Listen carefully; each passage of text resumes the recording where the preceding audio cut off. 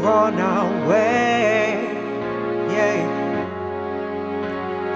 Israel is going to be saved. We're on our way now. We on our way now. And all we gotta do is watch and pray. Just watch and pray now. Just watch and pray now. And one day we will all be saved.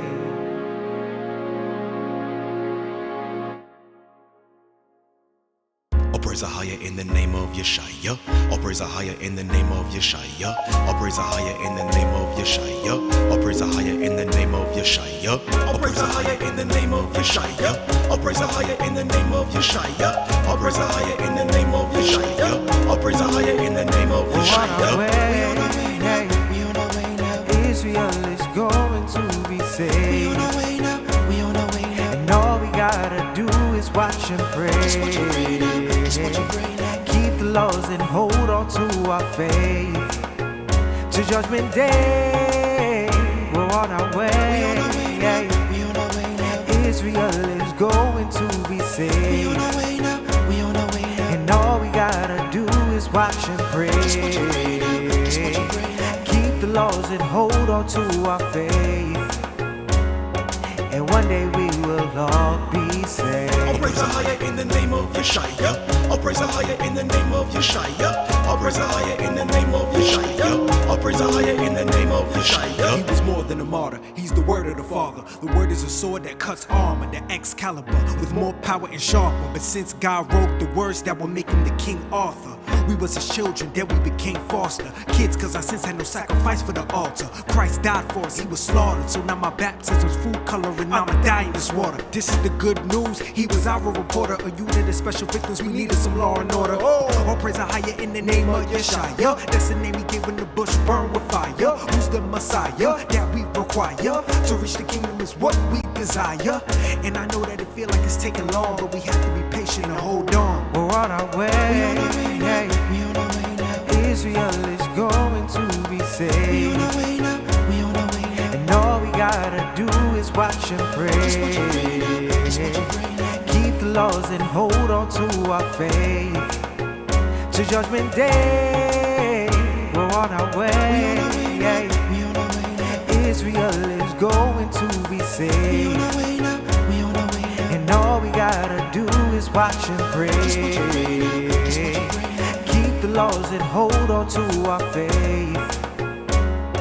And one day we will all be saved. All praise higher in the name of Yeshaya. All praise higher in the name of Yeshaya. All praise higher in the name of Yeshaya. All praise higher in the name of Yeshaya. All praise higher in the name of Yeshaya. All praise higher in the name of Yeshaya. All praise higher in the name of Yeshaya. All praise higher in the name of Yeshaya. The kingdom's coming, but at times it seems so far. And all the tribulation makes this life seem so hard.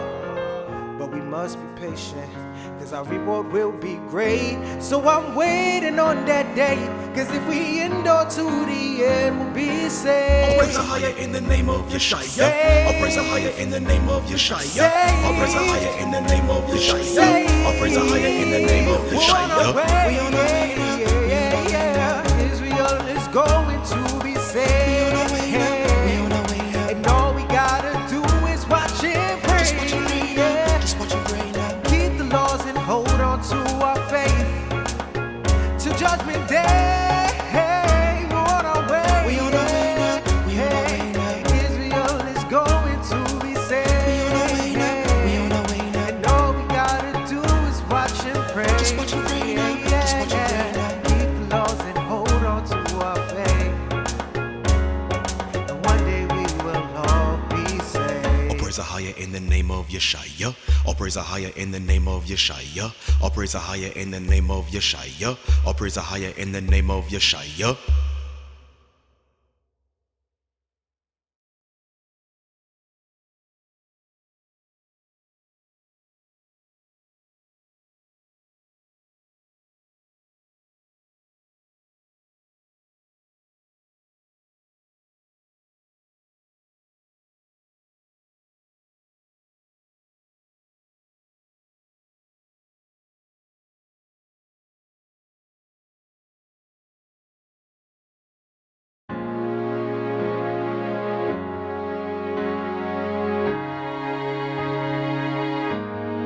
we're on our way.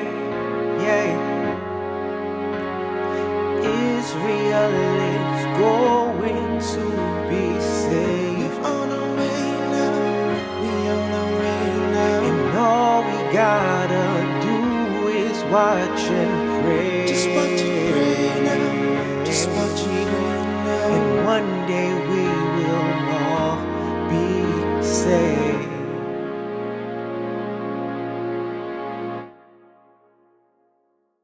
All praise higher in the name of Yeshaya. All praise higher in the name of Yeshaya. All praise higher in the name of Yeshaya. All praise higher in the name of Yeshaya. All praise higher in the name of Yeshaya. All praise higher in the name of Yeshaya. All praise higher in the name of Yeshaya. All praise higher in the name of Yeshaya. We on our way now. We on our way now. Israel is going to be We saved. on our way now. We on our way now. And all we gotta do is watch and pray. Just watch and pray now. Just watch and pray now. Keep the laws and hold on to our faith.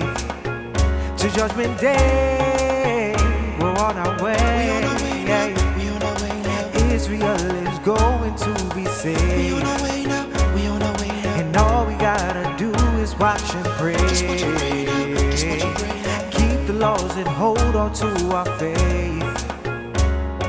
And one day we will all be saved. All praise higher in the name of Yeshaya. All praise higher in the name of Yeshaya. All praise higher in the name of Yeshaya. All praise higher in the name of He Yeshaya. was more than a martyr, he's the word of the Father. The word is a sword that cuts armor, the Excalibur, with more power and sharper. But since God wrote the words that will make him the King Arthur, we was his children, then we became foster kids, cause our sins had no sacrifice for the altar. Christ died for us, he was slaughtered. So now my baptism's food coloring, I'ma die in this water. This is the good news, he was our reporter. A unit of special victims, we needed some law and order. All praise are higher in the name of Yeshaya. That's the name he gave when the bush burned with fire. Who's the Messiah that we require? To reach the kingdom is what we desire.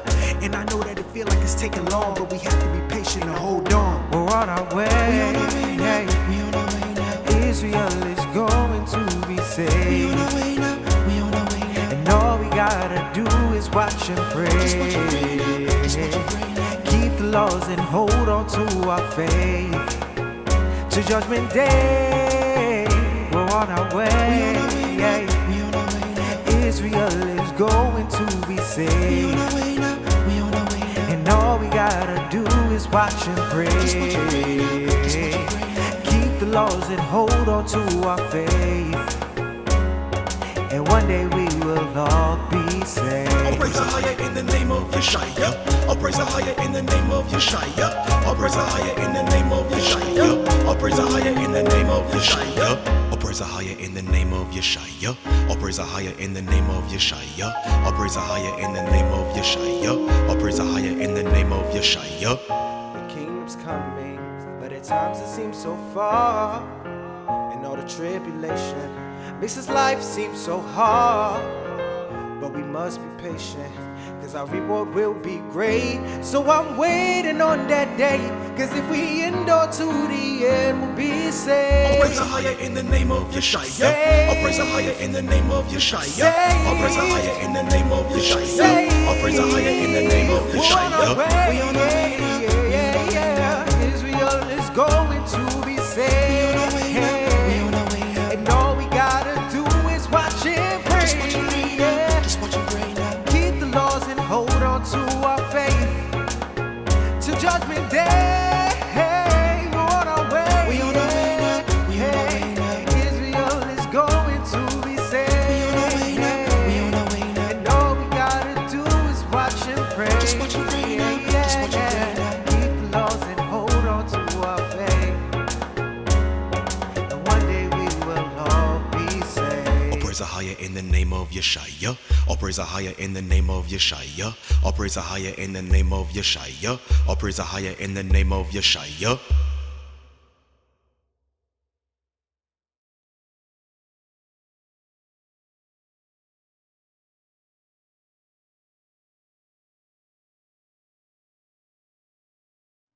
All right. Shabbat Shalom, brothers and sisters. Shabbat Shalom, everybody. Shabbat Shalom, everybody. Shabbat Shalom. All right, we'd like to give all praises to the Most High, Ahaya.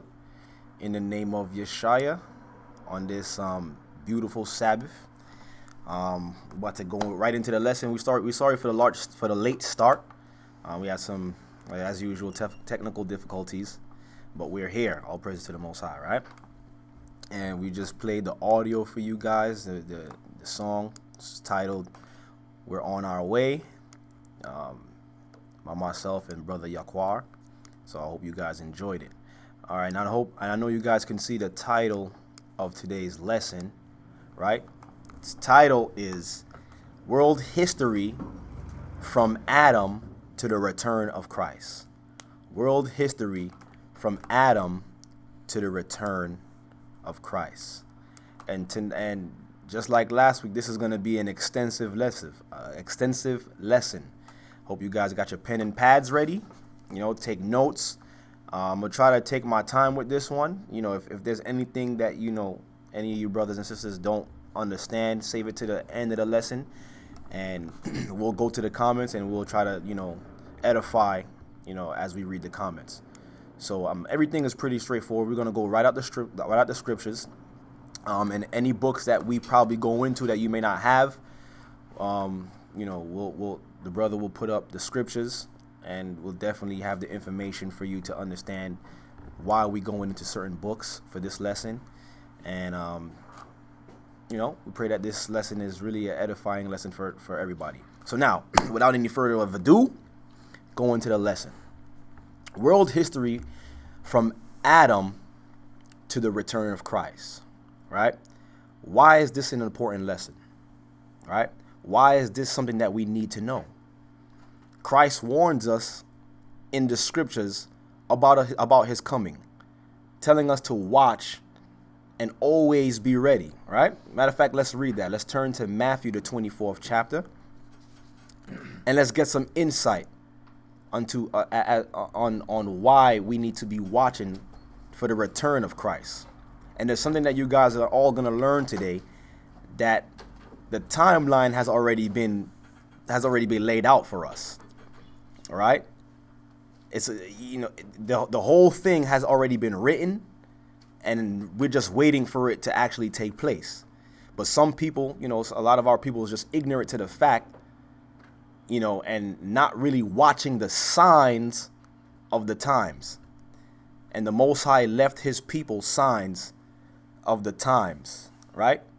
So the first scripture we're going to go into, like I said, is Matthew, the 24th chapter. And we're going to take it at the 42nd verse.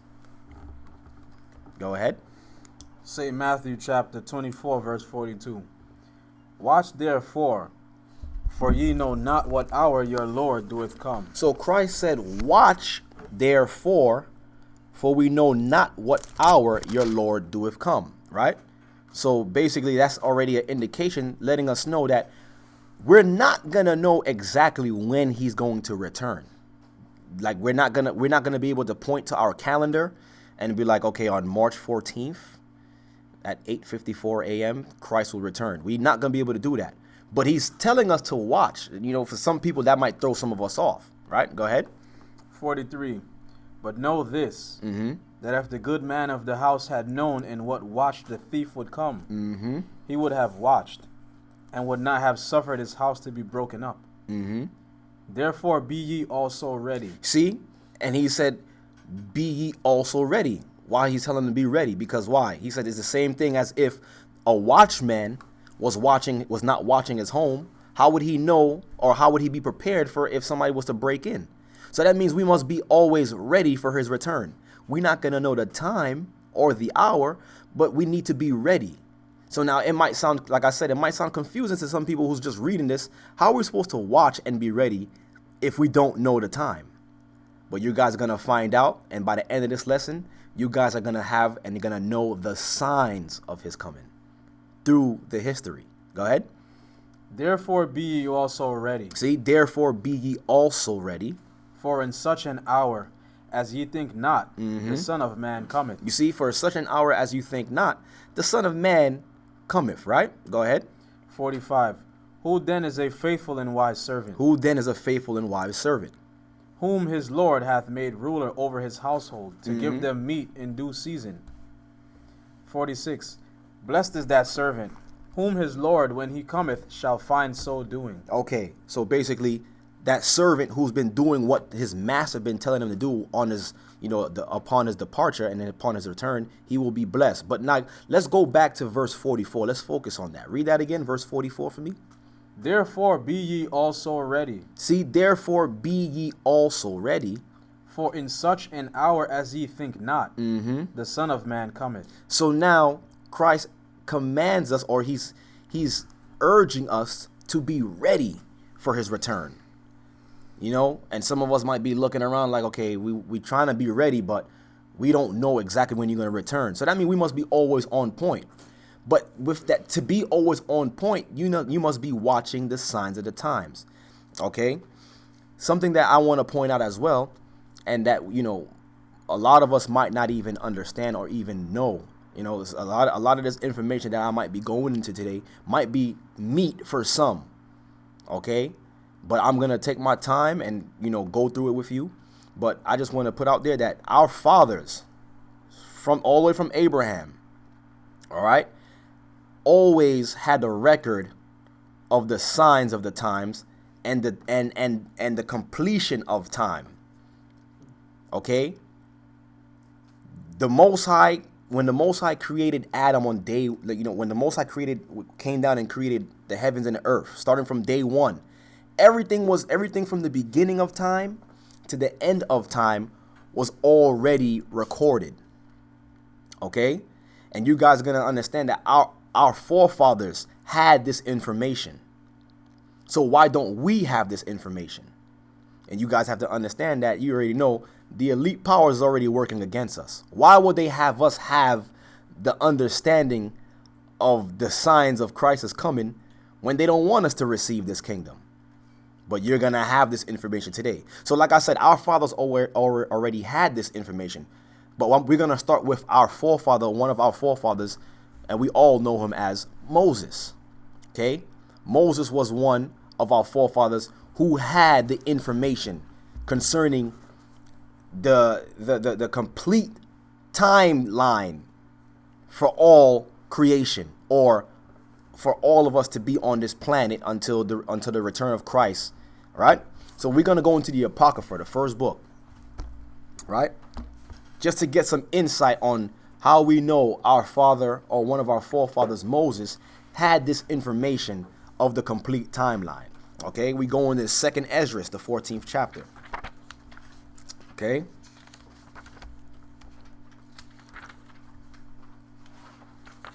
So we got to always keep in mind from what the first thing that we read today. Christ told us to watch, but we don't know the time and the hour. And he's also telling us to be ready. Okay? To be ready for something, the only way you can be ready for something is if you know it's about to go down. Right? So we're going to find out how to be ready, because we're going to know the signs today, right? So 2nd Esdras 14, I want you to start at verse 1 for me. 2nd Esdras chapter 14, verse 1. Go ahead. And it came to pass upon the 3rd day, I sat under an oak, and behold, there came a voice out of a bush over against me, and said, Esdras, Esdras. Verse 2, and I said, Here I am, Lord. And I stood up upon my feet. So here we are. We're reading 2nd Esdras. And for those of you who might be new or who might come across this video, Esdras in the Apocrypha is the same as Ezra in the Bible. Okay? Esdras is the same as Ezra in the Bible. Okay? Go ahead. Verse 3, Then said he unto me, In the bush I did manifestly reveal myself unto Moses, and talked with him when my people served in Egypt. So here's the same example of the Most High speaking to Ezra or Esdras, as he spoke with our forefather Moses. So now let's hear what he's telling Esdras in this passage. Go ahead. Verse 4, And I sent him and led my people out of Egypt, and brought him up to the mount of Sinai, where I held him by me a long season. So you see that? So he held Moses by him for a long season. And you guys are going to find out through this lesson why he had to hold Moses for a long season. What was he doing with Moses? What was he telling him? Okay, what did Moses know that we probably don't even know right now? You guys are gonna find out. Go ahead. Verse 5. And told him many wondrous things. See, he told him many wondrous things. Go ahead. And showed him the secrets of the times. And showed him what? The secrets of the times. And showed him the secrets of the times. You see, like we spoke about last week about the rapture, they're not teaching our people in the churches the secrets of the times. They're teaching them about the rapture. Because if you're waiting for the rapture, you're not going to be ready for Christ's return. See how everything is connected? Go ahead. The secrets of the times and the end. And the what? And the end. So he showed Moses the secret of the times and what? And the end. And the end. Okay? This is information that we should be studying. This is information that we need to have that we don't have. This is the reason why a lot of our people is not going to make it, because they're not doing what Christ commanded. They're not watching, and they're not even ready. Because the information was given to our fathers, like Moses and Esdras. Okay, go ahead. And commanded him, saying, verse 6, these words shalt thou declare. So there was certain literature that the Most High said that you need to declare, and what? And these shalt thou hide. And there was some literature that needed to be hid. Why? That might sound kind of far-fetched to some people. Why would he not publish the whole thing? There's a reason why he's hidden some of these records. You guys are going to find out right now. Keep reading. Verse 7, and now I say unto thee, that thou lay up in thy heart the signs that I have showed, and the dreams that thou hast seen, and the interpretations which thou hast heard. For thou shalt be taken away from all, and from henceforth thou shalt remain with my son, and with such as be like thee, until the times be ended. So overall, Prophet Esdras or Ezra was taken up the same way how Enoch was taken up. He didn't see death. But go ahead. Verse 10, for the world hath lost his youth. For the what? For the world has lost his youth. So the Most High was preparing our people to understand this information, because why? The world has lost its youth. It was over. Satan done ran it through. Iniquity all over the place. Okay?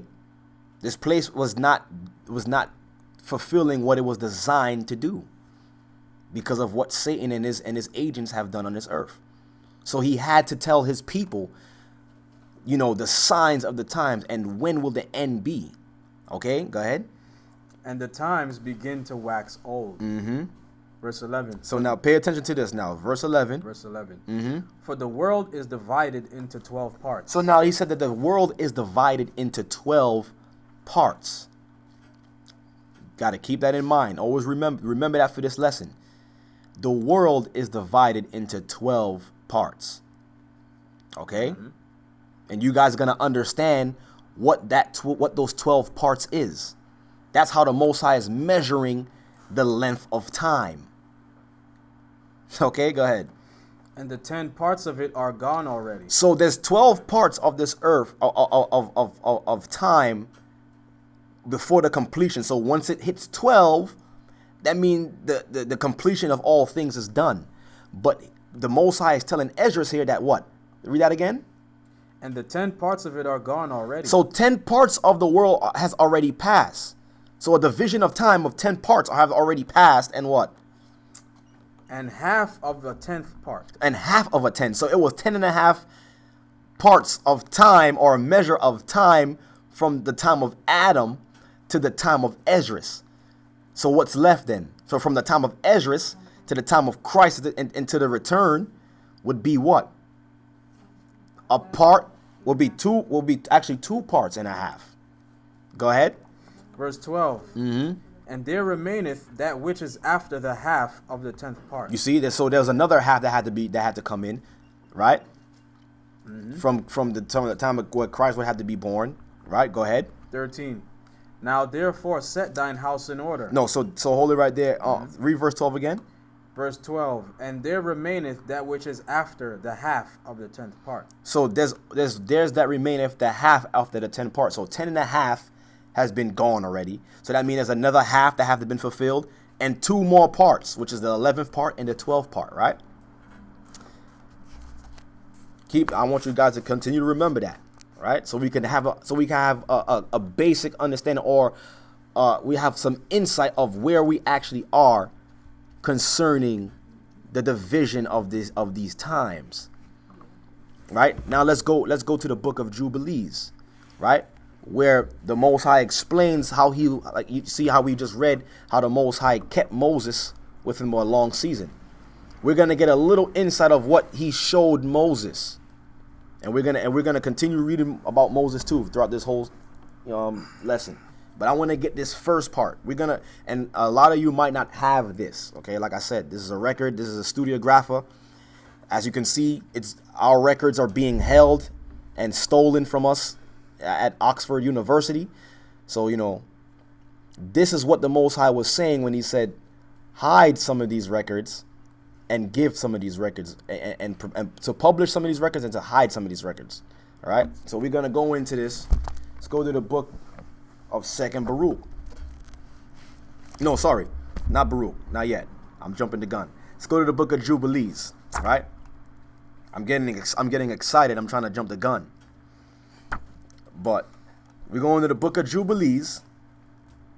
And some of you might say the book of Jubilees, I never heard of this. Yeah, I mean, well, the book of Jubilees was actually hidden from us. And this is actually sound doctrine to actually read from. You're gonna see why. So we're in the book of Jubilees, chapter 1. For those of you who have it and can follow along. The book of Jubilees 1. And start at verse 26, just all the highlighted parts. That's it. The book of Jubilees, chapter 1. And do thou write them down for thyself. So now this is a conversation between the Most High and Moses. So now remember, we're going back in time again, because we just read where the Most High had to explain to Esdras, look, I gave Moses already the information of the times. And I just want to put this out there too. A lot of you might not understand this, or might not know that history. But at this time, this is when the children of Israel was going into the Assyrian captivity, then going into the Babylonian captivity, going back into Babylon again. But at this time, Jeroboam, was ruling Israel. And he had a lot of our records burnt. This is when they was under this is when Israel and the kings was under a lot of demonic influence. So a lot of the records that Moses had already published, and a lot of the law was actually burnt. So the Most High had to go to Esdras and have Esdras and five other Hebrew men rewrite the whole scriptures. Everything that he told Moses and everything that would happen after Moses. So he was revealing to Esdras everything that he revealed to Moses, because why? All that information was destroyed during this time. That's just the back history on that.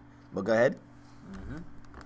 And do thou write down for thyself all these words which I declare unto thee on this mountain. So this is when the Most High started to reveal the information to Moses to teach the people coming out of Egypt. Right? Mm-hmm. Go ahead. The first and the last, which shall come to pass in all the divisions of the days in the law. In the what? All the divisions of the days in the law. See, there that word go again, divisions. So the Most High has divided time by parts. So in one part something would happen, and in the second part something would happen, in the third part something would happen, all the way until the 12th part, and then that's the completion of all things. So we know that we're actually, following a God who's perfect and who has everything planned out. Not like Satan, he goes on the fly. Okay? So the Most High had everything planned out for what? For the salvation of his people. Right? Go ahead. Come to pass in all the divisions of the days in the law, Mm-hmm. and in the testimony, And in the testimony, and in the weeks, and in the weeks. and the jubilees unto eternity. You see that? In the weeks and in the Jubilees. So now the Jubilees, time is actually recorded by Jubilees. And some of you might not know that. a jubilee is what? 50 years. So and that's another lesson in itself. Learning how to actually, count the jubilees. Okay? Because there's a certain amount of jubilees that has to pass before the completion of time as well too. But right now we're only going to deal with the parts, the 12 parts of time. Okay, go ahead. Mm-hmm. And the Jubilees unto eternity. Until when? Unto eternity. Until eternity, meaning until the fulfillment of all things, until, the everlasting kingdom. That's eternity. So there's a time where everything is going to end to bring forth eternity. Okay? Go ahead. Until I descend and dwell with them throughout eternity. You see that? So the Most High gave Moses the information of everything that will take place until he comes and what? Descend. Until he descends and what? And dwell with them throughout eternity. And dwell with us throughout eternity. So when Christ was saying, watch ye therefore and be ready, that information was already out there. See, to those who have ears, let them hear. Right? Go ahead. Mm-hmm. And he said to the angel of the presence, write for Moses from the beginning. See, write for Moses. From the beginning. From the beginning. Of creation. Of creation. Till my sanctuary has been built. Till my sanctuary has been built. Some scholars would say the sanctuary has been built already, so that this has been fulfilled. No. This is talking about the sanctuary on earth. Go ahead. Has been built among them. Among them. For all eternity. For all eternity. You see? That's it on that, right? Mm-hmm. So we see here that Moses had the information and had the records, and it was all written down. So our people understood how much time was actually left. At that time, they understood, they knew the amount of years or jubilees it would take place before the completion of all things. It's not until our people went off we lost that information. Okay? So now, I know you guys heard me speak about Baruch, right? Who was Baruch? Right? Because we're about to go into the book of Baruch. So I just want to get a precept just to show you that Baruch, the book of Baruch, is a legitimate book, and we should be reading the book of Baruch. Why? Because we could read about him in the Torah or in the Old Testament. Who was Baruch? Baruch was a scribe under prophet Jeremiah during the Babylonian captivity. Let's get that. Go to Jeremiah 32 verse 32. Let's read that real quick.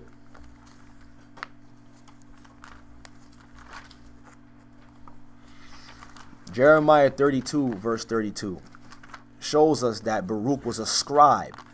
Okay, and the scribes always wrote down what the prophet would speak. Okay, this is how we had that. That's how we kept records of stuff.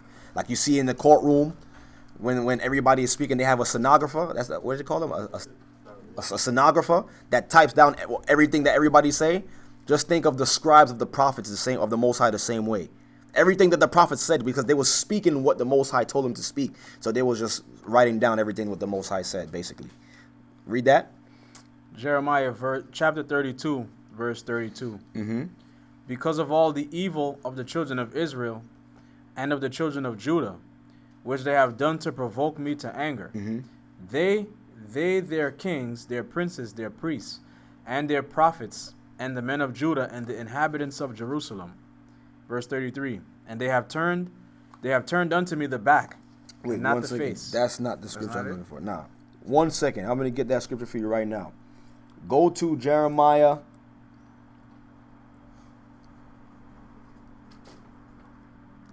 One second. Jeremiah. 32 verse 12. Yeah, 32 verse. Check the verse 12. I think I went too far down. Yeah. Yeah, take it from there. Excuse me for that. Jeremiah 32, verse 12. And I gave the evidence of the purchase unto Baruch. See, unto Baruch. The son of Neriah. The son of Neriah. And the son of Maaseiah. In the sight of Hanameel, mine uncle's son. And in the presence of the witnesses that subscribed the book of the purchase, before all the Jews that sat in the court of the prison. So that right there is showing us that Baruch was there during the time of Jeremiah under the Babylonian captivity, who was actually a scribe. So now we're going to go back to the studiographer and go into the book of Baruch. Okay, Baruch is also another one of our forefathers who the Most High showed the secrets of the times, the same way he showed Moses and Esdras, and he's also showing Baruch, and he also showed Enoch as well before Moses was even thought of. Okay, so we go into the book of 2nd Baruch. Take it at verse 27. Let me get that. 2nd Baruch chapter 27.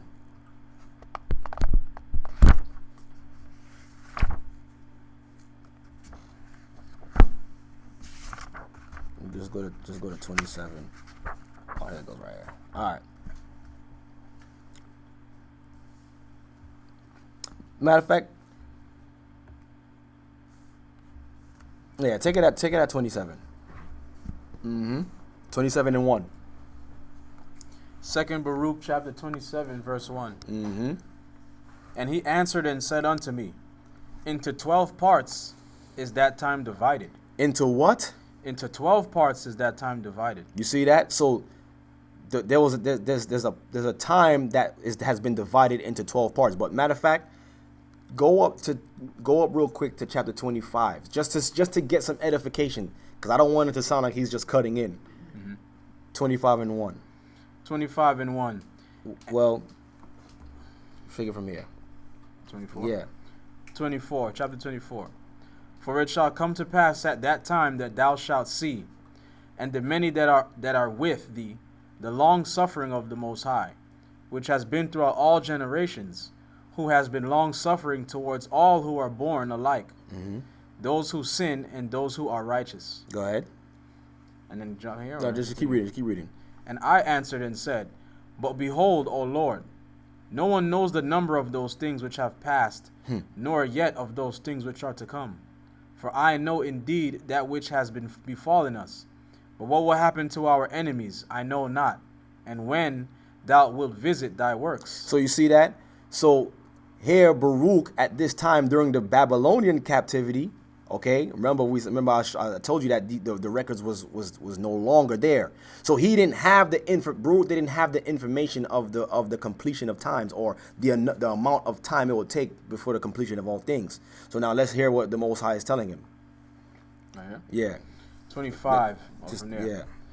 And he answered and said unto me, thou shalt be preserved till that time, till that sign which the Most High will work for the inhabitants of the earth in the end of days. You see, in the end of days. Go ahead. This therefore shall be the sign. This shall be the sign. When a stupor shall seize the inhabitants of the earth. So the Most High said, this is the sign to know when we're close to the end of time. When a stupor shall seize the inhabitants of the earth. Now, some of you might say, what is the word stupor? That means a lack of sense. That means there will be a lot of people operating in the end with a lack of sense. Things that's common would not be as common as we think it is. Okay, the world would actually be in reverse in what we thought it should have been. Things like common courtesy, people don't have that anymore. Decency, humility, people don't have that no more at this time. Everybody want to expose themselves and live as they want. You know, I hear the saying nowadays where it says, love is love. You got the definition for stupor? All right, read the definition for stupor real quick. It says, great diminution or suspension of sensibility. A suspension of sensibility. Suppression of sense. Suppression of sense. Numbness. And it gives as a stupor of a limb. So basically, we see that the definition for stupor is what? The suppression of sensibility. Numbness, okay? Why do you think they put out all these type of social media platforms so people can express how they feel without being corrected? To keep that lack of sense going. If you keep saying something long enough, you start to believe it. You live a certain way, you start to be that thing. Okay? Why do you think they have these reality TV shows? To show you a false sense of life. This is the time where we're living in. Okay? Look at your president. It's a stupor right there. Look what's going on your news. They think that they've been fooling. Actually, they've been fooling the population for a long time, but a lot of us are starting to wake up because we're realizing that we're living in that time of that stupor. Right? Go ahead. Mm-hmm. A stupor shall seize the inhabitants of the earth. So the Most High said, this is the sign. This is one of the key signs that a stupor shall seize the inhabitants. Go ahead. And they shall fall into many tribulations. And they shall fall into many tribulations. And a lot of us we're living in that time, and a lot of us don't even realize it. But you guys are gonna know exactly what time frame we're living in, what part we're living in before the completion. Go ahead. And again, when they shall fall into great torments, Mm-hmm. and it will come to pass, when they say in their thoughts by reason of their much tribulation, the mighty one doeth no longer remember the earth. Mm-hmm. Yea, it will come to pass when they abandon hope, that the time will then awake. You see that? We're living in that time where people are walking away from the church. Some people are walking away from churches and religion altogether and just being atheists, just not being anything. It's one thing to walk away from these religions and come to the Most High, but a lot of people are walking away from these religions and just being Gnostic, just living as they want. Was it agnostic? Agnostic, yeah. Okay, people are just walking away altogether and abandoning, don't even believe in the Most High, nothing. But a lot of people don't realize this is how they set it up. Look up Albert Pike, okay, and his plans for the 3 world wars. He said that this would happen through religion, okay? Because why? What are they starting to do now? They're starting to expose who their actual true God is. He said that this would happen. So the Most High is already saying this was going to happen during the times of the end, right? Go ahead. Mm-hmm. The end of 26. And I answered and said, will that tribulation which is to be continue for a long time? And will that necessity embrace many years? Go ahead. Verse 27. Verse 27. No, chapter 27. Chapter 27, verse 1. Yeah. And he answered and said unto me, into 12 parts is that time divided. So you see, the Most High is telling Baruch the same thing he told Esdras and the same thing he told Moses. He said into 12 parts is this time divided. Okay, go ahead. And each one of them is reserved for that which is appointed for it. See, and each one of it is appointed for what's going to happen. Is reserved, for what's appointed to come. And you guys are going to find out that each of these, what we're about to read right now, is supposed to happen within the 12 parts. Okay? It's going to get deeper though. Go ahead. In the first part, there shall be the beginning of commotions. So this is in the first part, this will be the beginning of commotions. Go ahead. And in the second part, there shall be slayings of the great ones. That's talking about the giants. And you guys are going to see how that's connected when we read in a later chapter. The slaying of the great ones was the slaying of the giants during the flood. Okay, go ahead. And in the third part, the fall of many by death. And in the fourth part, the sending of the sword.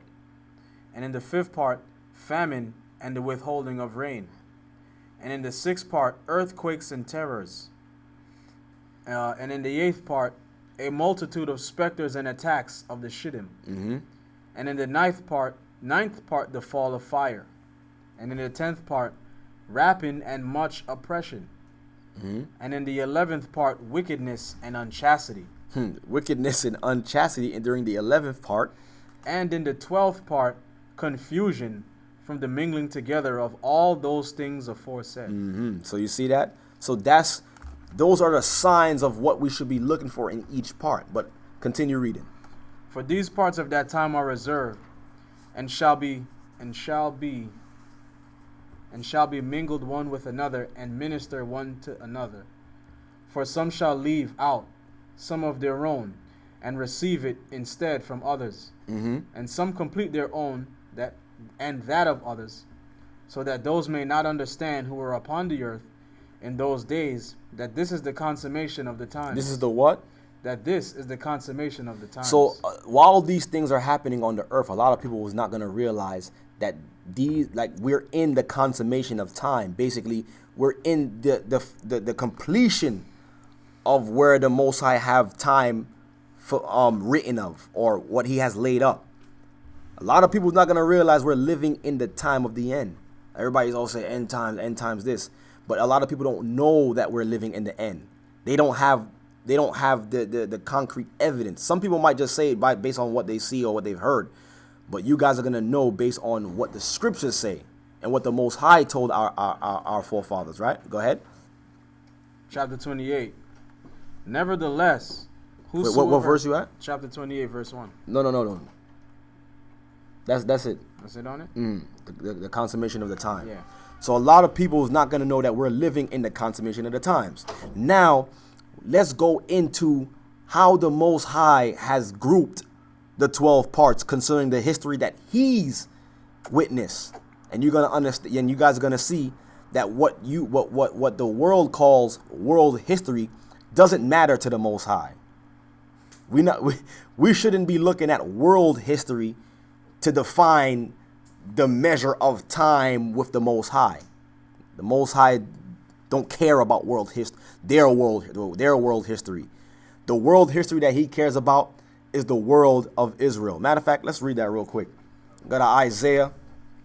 Wait, what scripture is that? Isaiah. I'll get it for you right now.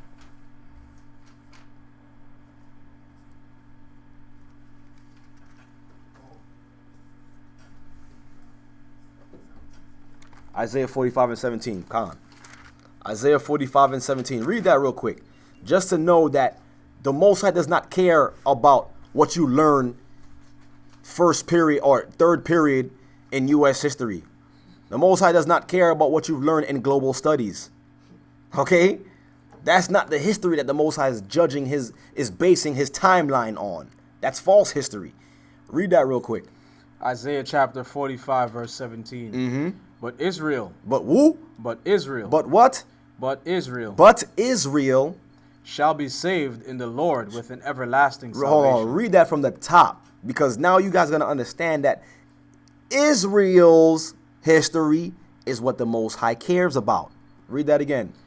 Isaiah 45, chapter 17. Yes. But Israel shall be saved in the Most High. Shall be saved in the Most High. With an everlasting salvation. With an everlasting salvation. Why we be saved with an everlasting salvation? Because we have the measure of time. We have the completion of the parts. That's what the Most High is talking about. Everything that's been going on with our people was only for our salvation. Go ahead. You shall not be ashamed nor confounded. Mm-hmm. World without end. What? World without end. World without end. So we are considered a world to the Most High. The world of the children of Israel. So it's our world. Okay? The world revolves around the children of Israel. Our history. Okay? So now let's go back to the book of Baruch. I just wanted to pull that out just to show that that world history is not what what you've been learning in school. No, it's false. Throw that out. I mean, it's some of it is good information to know, to connect with certain stories in the scriptures. But the real history to find the fulfillment and the completion of all times is with the Most High and the children of Israel. So now we go into 2nd Baruch. We're going to go to the 53rd chapter.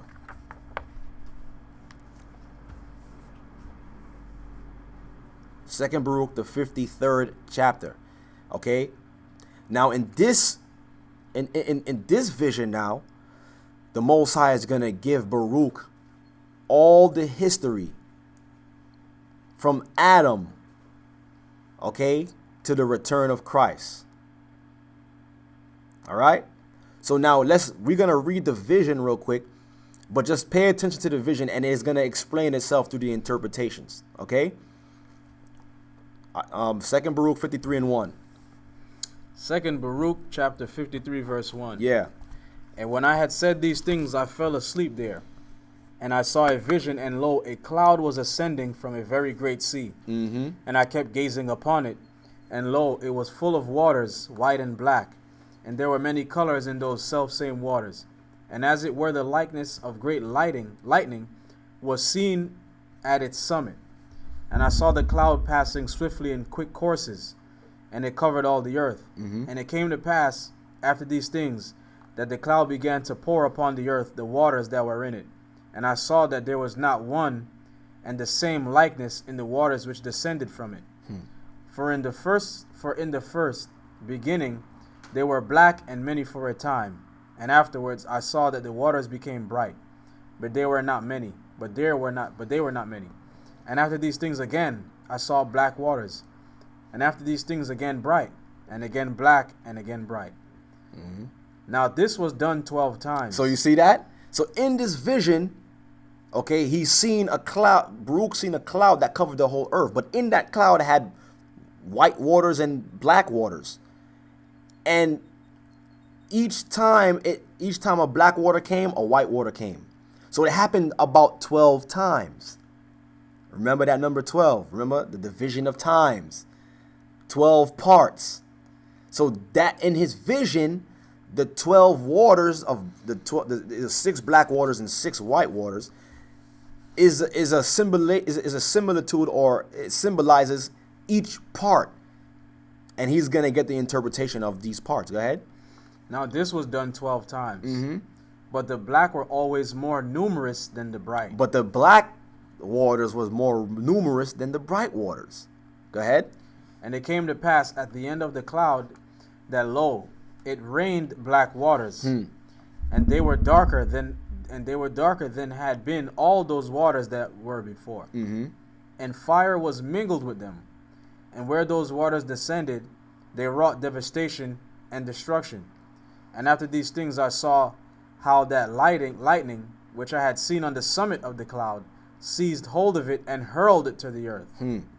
Now that lightning shone exceedingly, so as to illuminate the whole earth, as it healed those regions where the last waters had descended and wrought devastation. And it took hold of the whole earth and had dominion over it.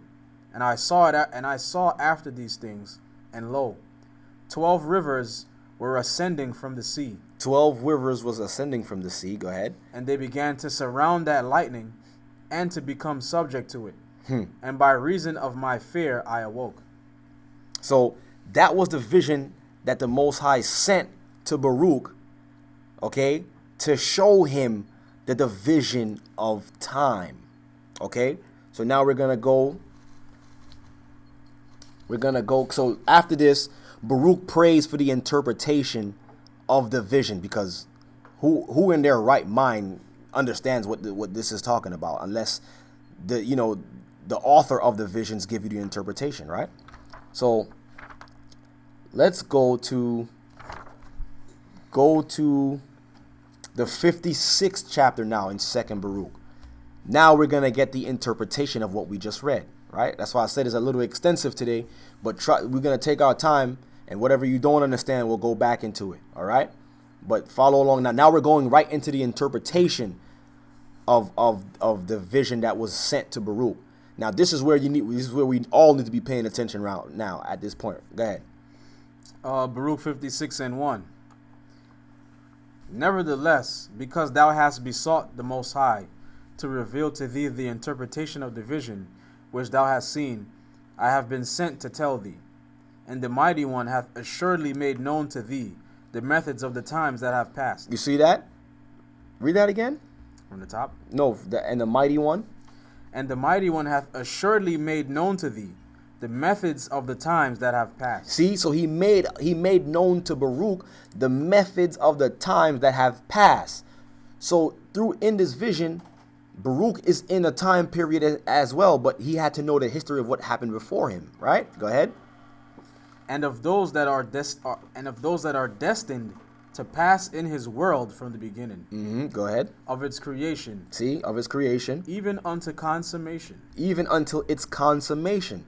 So like I said, our forefathers had the record, okay, of all the division of the times. So they understood, okay, when Christ was saying watch and watch before, because you don't know when he's coming in to be ready. They knew how to be ready because they had the signs of the times. So why wouldn't the Most High give us the signs of the times at this very point in time through our awakening? How are we supposed to be ready if we don't have it? Right? Go ahead. Even unto its consummation. Even until its consummation. Of those things which are deceit, and of those which are in truth. Mm-hmm. That's it on that. Keep going. Yeah, keep reading. For as thou didst see a great cloud, Mm-hmm.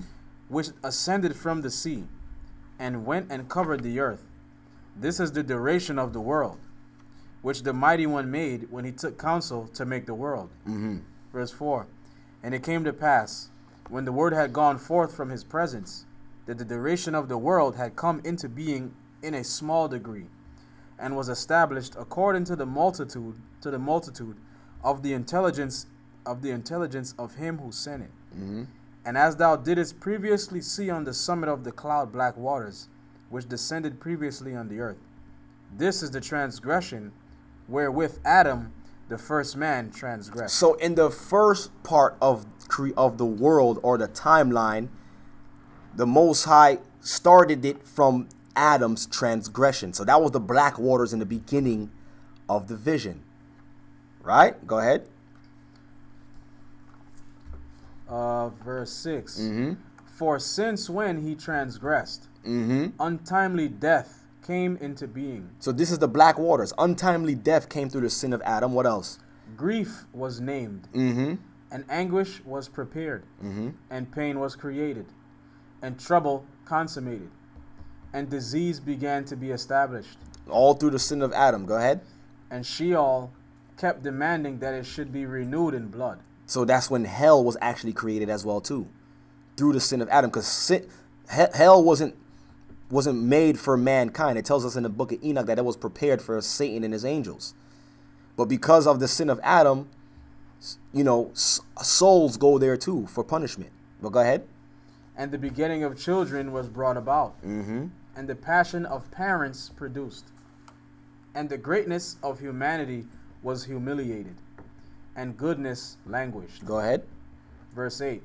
What therefore can be blacker or darker than these things? So now that was the first division of time. The sin of Adam. That's how the Most High was viewing history. So now we have that out the way. The sin of Adam. We know that passed already, so we can't be there. Right? Go ahead. This is the beginning of the black waters which Mm-hmm. thou hast seen. Yeah. And from these black waters again were black derived. Mm-hmm. Go ahead. And the darkness of darkness was produced. For he became a danger to his own soul. Even to the angels became he a danger. Mm-hmm. For moreover, at that time when he was created, they enjoyed liberty. And some of them descended and mingled with the women. So you see, during the first division of time, this is talking about when the angels came down and sinned with women. Okay? When they came down and slept with women and created giants. That was the first part of the earth. Go ahead. For he became a danger to his own soul, Mm-hmm. even to the angels became he a danger. Mm-hmm. For moreover, at that time when he was created, they enjoyed liberty, and some of them descended and mingled with the women. Mm-hmm. And then those who did so were tormented in chains. But the rest of the multitude of the angels, of which there is no number, restrained themselves, and those who dwelt on the earth perished together with them through the waters of the deluge, or the deluge. Deluge. The deluge. These are the black first waters. So you see, that's how the Most High grouped the first part of the earth. The sin of Adam, the sin of the angels and the women, and what the giants were doing on earth, and the slaying of the giants and the flood. That's the first part. That passed already, right? Let's continue reading. That's one. The black waters. Go ahead. Chapter 57. Mm-hmm. And after these waters, thou didst see bright waters. Now is a bright time. So now you got to understand that with the bad time came the good part. So that's how the Most High did it. Bad, good. Bad, good. Until the ultimate, until the end, you're going to see is ultimate good. Go ahead. Thou didst see bright waters. Mm-hmm. This is the fount of Abraham. So now this is the second division of time. where the Most High seen Abraham. Now the Most High was calculating time from Abraham. Go ahead. Also his generations, and advent of his son, and of his son's son, and of those like them.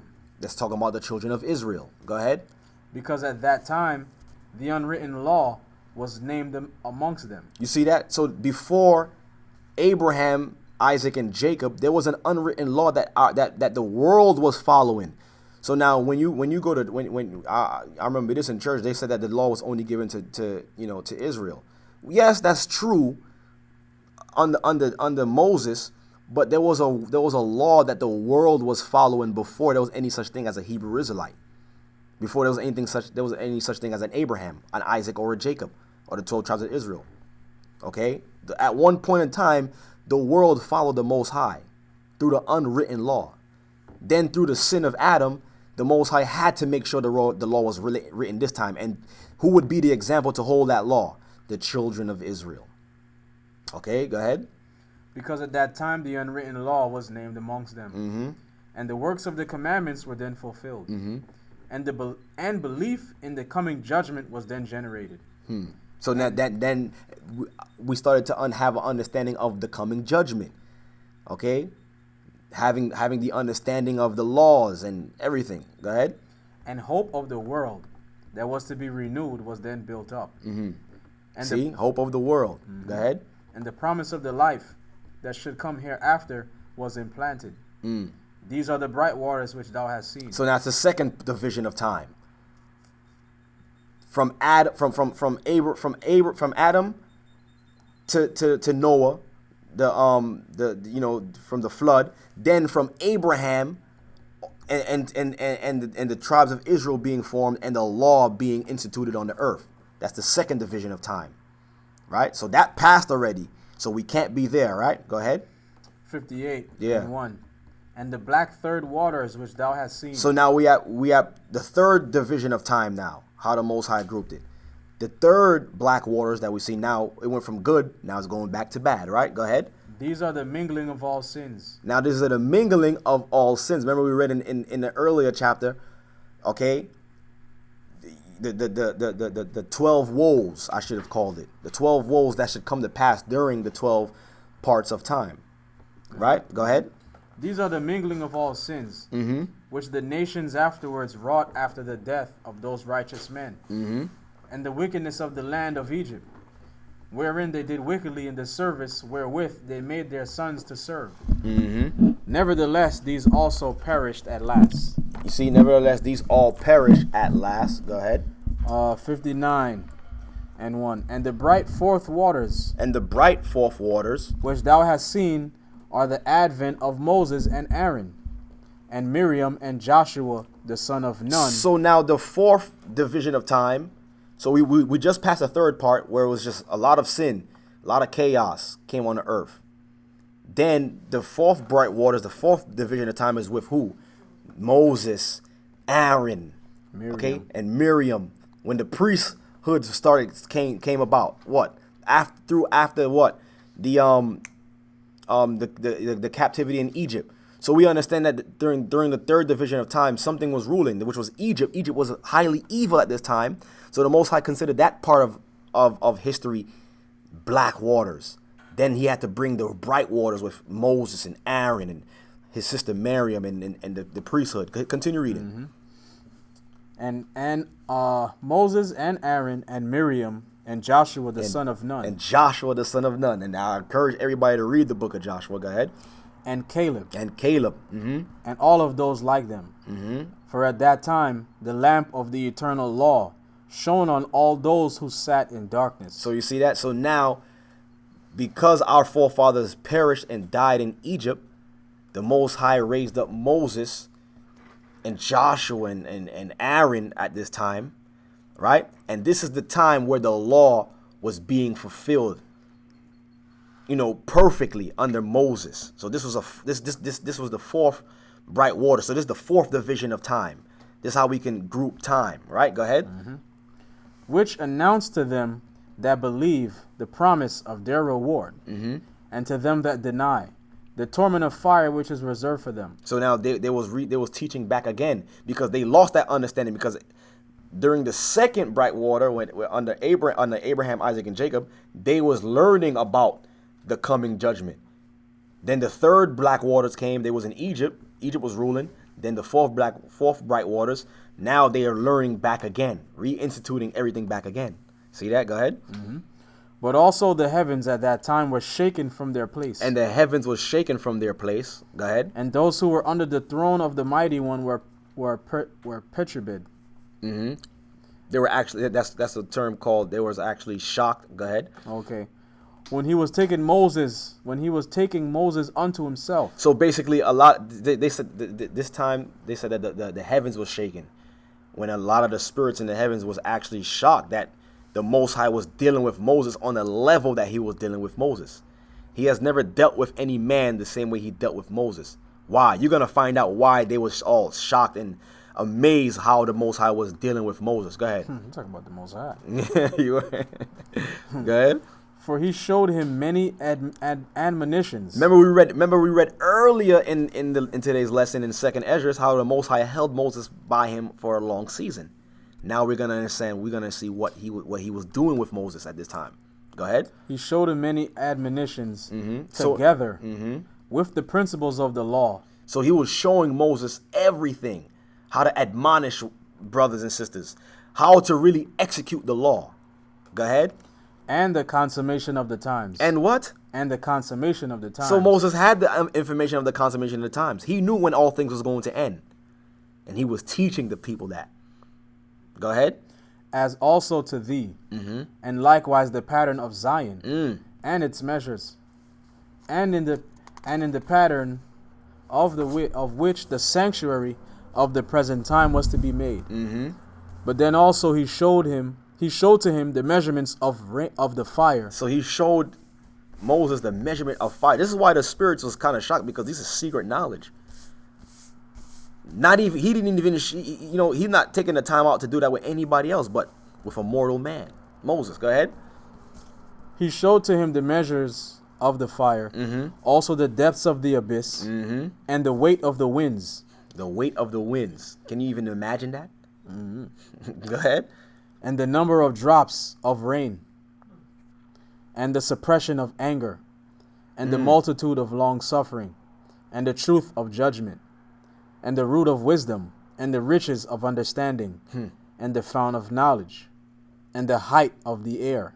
And the height of the air. Go ahead, continue. And the greatness of paradise. So all these things that these scientists are trying to kill themselves, trying to find out and figure out, Moses already had that understanding. What do they call that? Quantum physics? Yeah, quantum physics, and trying to find out what is dark matter and all that. Moses had that understanding. You see that? But you want to follow Satan, so you're going to have to do experiments and build machines and Gillette commercials. Yeah, come on, man. We've been had that knowledge. Moses had that information. The Most High showed Moses all of the signs that these people are killing themselves trying to find out, when the one who created the science, they trying to prove that he don't exist. How backward is that? But go ahead, continue reading. And the consummation of the ages. And the consummation of the ages. Moses knew it. Go ahead.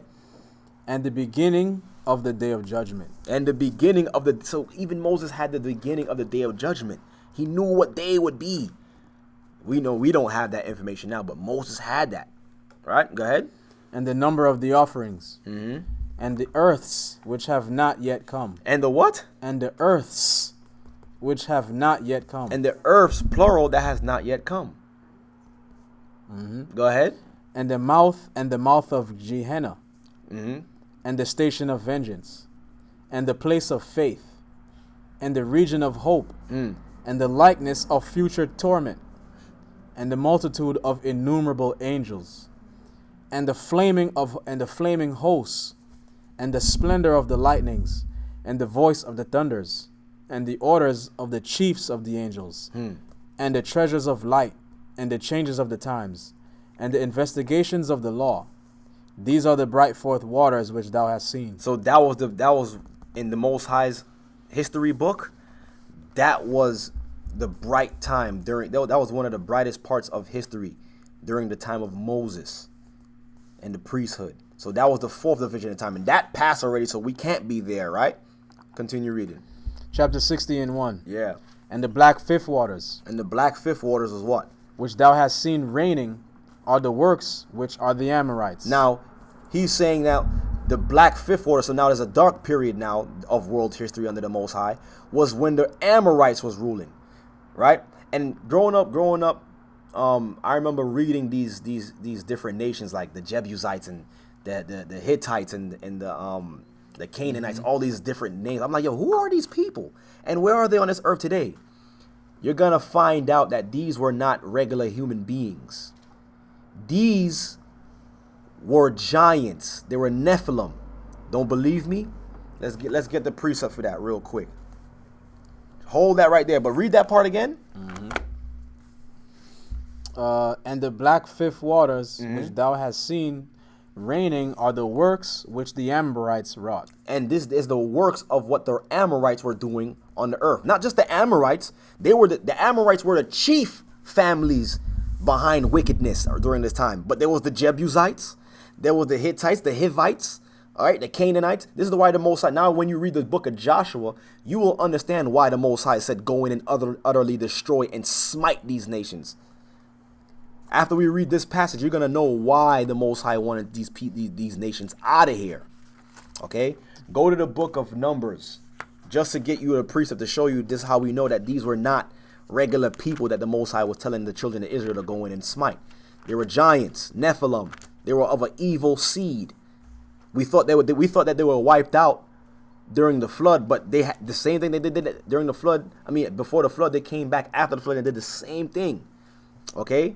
Read Numbers 13, verse 29. Here, I was right there. Huh? How was I right there? See? It's a spirit. Go ahead. Numbers chapter 13, verse 29. Uh-huh. The Amalekites dwell in the land of the south. The Amalekites, the seed of Amalek, and Amalek is the chief family of one of the chief families of Esau, which is Nephilim's seed. Go ahead. And the Hittites. And the Hittites, see And these the- weird names? And the Jebusites. And the Amorites. Who are these people? Go ahead. Dwell in the mountains. See, they dwell in the mountains. They were cave dwellers. They lived in the mountains. They weren't like regular society. Who you know living on a mountain? You see any of us living on mountains? Go ahead. And the Canaanites dwell by the sea, and by the coast of Jordan. Verse 30. And Caleb stilled the people before Moses, and said, let us go up at once and possess it, for we are all well able to overcome it. 31. So now they went to, because this was the time when Moses told them to go spy out the land before we went into the land. We had to see what was going on there before we could go and take it. So Caleb, being very zealous, was like, yo, we could take them. We could do this. Because he was full of the spirit of the Most High. But let's hear something. Let's keep reading. Go ahead. Verse 31. But the men that went up with him said, See, but the other men that was with Caleb, they was like, what? we be not able to go up against the people. He was like, I don't think we could mess with these dudes, man. Go ahead. For they are stronger than we. They are stronger than we. Go ahead. 32. And they brought up an evil report of the land, which they had searched out unto the children of Israel, saying, the land through which we have gone to search it is a land that eateth up the inhabitants thereof. It what? Is a land that eateth up the inhabitants thereof. So now, what does that mean? That land that they went to go search out eateth the inhabitants of the land thereof. That means these giants were eating the people. They were eating the livestock. They was completely destroying and devouring things in that land mass. So you couldn't just go in there without getting eaten by one of these things. Go ahead. And all the people that we saw in it are men of a great stature. And all the what? And all the people that we saw in it are men of a great stature. Go ahead. 33. And there we saw the giants. And there we saw what? And there we saw the giants. So the Amorites and all of these people, they were giants. And they learned all of their information through angels. Evil technology. Well, go ahead. And there we saw the giants, the son of Anak, which come of the giants. And we were in our own sight as grasshoppers. And so we were in their sight. So we see that these people, and during this time period, during the black waters, the fifth black waters was a dark period when the giants when the children of Israel had to go in and destroy the giants. This was a black, dark period for the children of Israel, according to world history. Now let's go back to the book of 2nd Baruch, just to prove that the Amorites weren't regular people. They were evil, demonic beings. No, he was on that side. The 5th black waters. 60. Oh, okay, go ahead. 2nd Baruch 60 and 1. And the black 5th waters which thou hast seen raining are the works which the Amorites wrought. Evil Nephilim giant seed, the Amorites. Go ahead. And the spells of their incantations. Incantation, the spells of their incantation. So that means not only were they giants, but they was dealing with witchcraft and sorcery on a high level. Y'all think sorcery and witchcraft is what you see in these movies? All right, go back in time and see what the Amorites and the Jebusites and all these evil creatures was doing back then. All right, that's how we know it was by the Spirit of the Most High we was able to overcome them, because they was dealing with witchcraft on a high level under Satan. But go ahead. And the spells of their incantations which they wrought, and the wickedness of their mysteries, and the mingling of their pollution. And the mingling of their pollution. They were abominable beings in front of that sight of the Most High. Now you understand why the Most High had to have the children of Israel go in and smite them, completely smite them. Because a lot of people would say, who don't have this history, would say, what kind of God would just kill innocent people? These people were not, these things, I want to say people, because we're people. These things were not innocent. These things were evil. Okay? Always remember that. Go ahead. But even Israel was then polluted. Look at that. See that? So then we, even though we went in and smite them, we started to become polluted with their witchcraft and incantations and all this stuff. We started to learn their dark and evil practices. So now the Most High viewed this as a dark period, the 5th time period before the completion. So 5 is gone. How much is left? 7 more parts is left. Go ahead. But even Israel was then polluted by sins in the days of the judges, though they saw many signs which were from him who made them. 61 and 1. And the bright 6 waters. So now we went fast. So now we know that can't be the time period that we're in now. Now we're in the bright 6 waters now. All right? We're almost done. I know this is a little extensive, but we're almost done. All right? Go ahead. And the bright 6 waters which thou didst see. This is the time in which David and Solomon were born. So now this is another time period that the Most High viewed and understood that this would be a marker for the completion of time. Now we're going into the time of David and Solomon when they were born. So now half of the parts of the division of time has been completed from the time of David and Solomon. So now when we read that in Scripture, we know that was the half part of the world. That was when things was at a half. Now there will be another half left to fulfill. But continue reading. Verse 2. And there was at that time the building of Zion, and the dedication of the sanctuary, and the shedding of much blood of the nations that sinned then, and many offerings which were offered then in the dedication of the sanctuary. And peace and tranquility existed at that time, and wisdom was heard in the assembly, and the riches of understanding were magnified in the congregations. And the holy festivals were fulfilled in blessedness and in much joy. And the judgment of the rulers was then seen to be without guile, and the righteousness of the precepts of the Mighty One was accomplished with truth.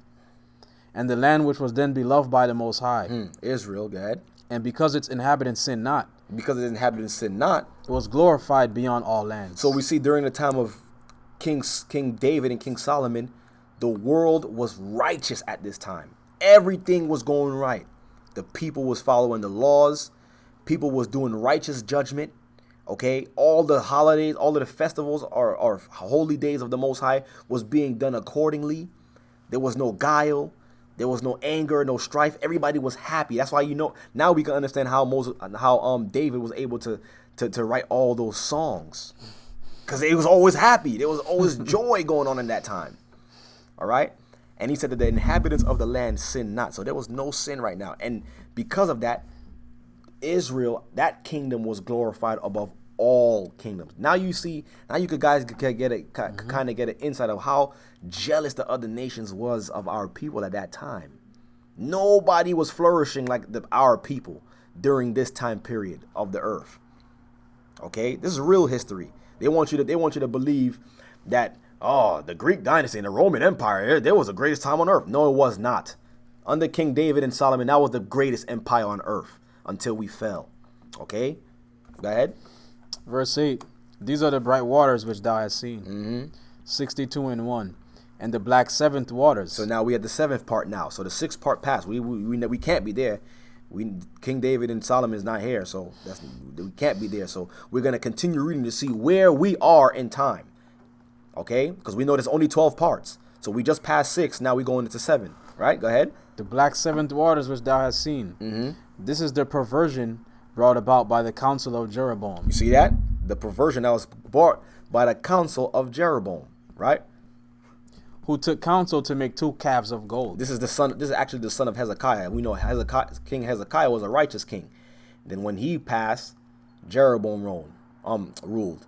And this was a dark period for the children of Israel during this time. Very dark. Go ahead. And all the iniquities which the kings who were after him inquisitiously wrought. So you see, I forgot this part.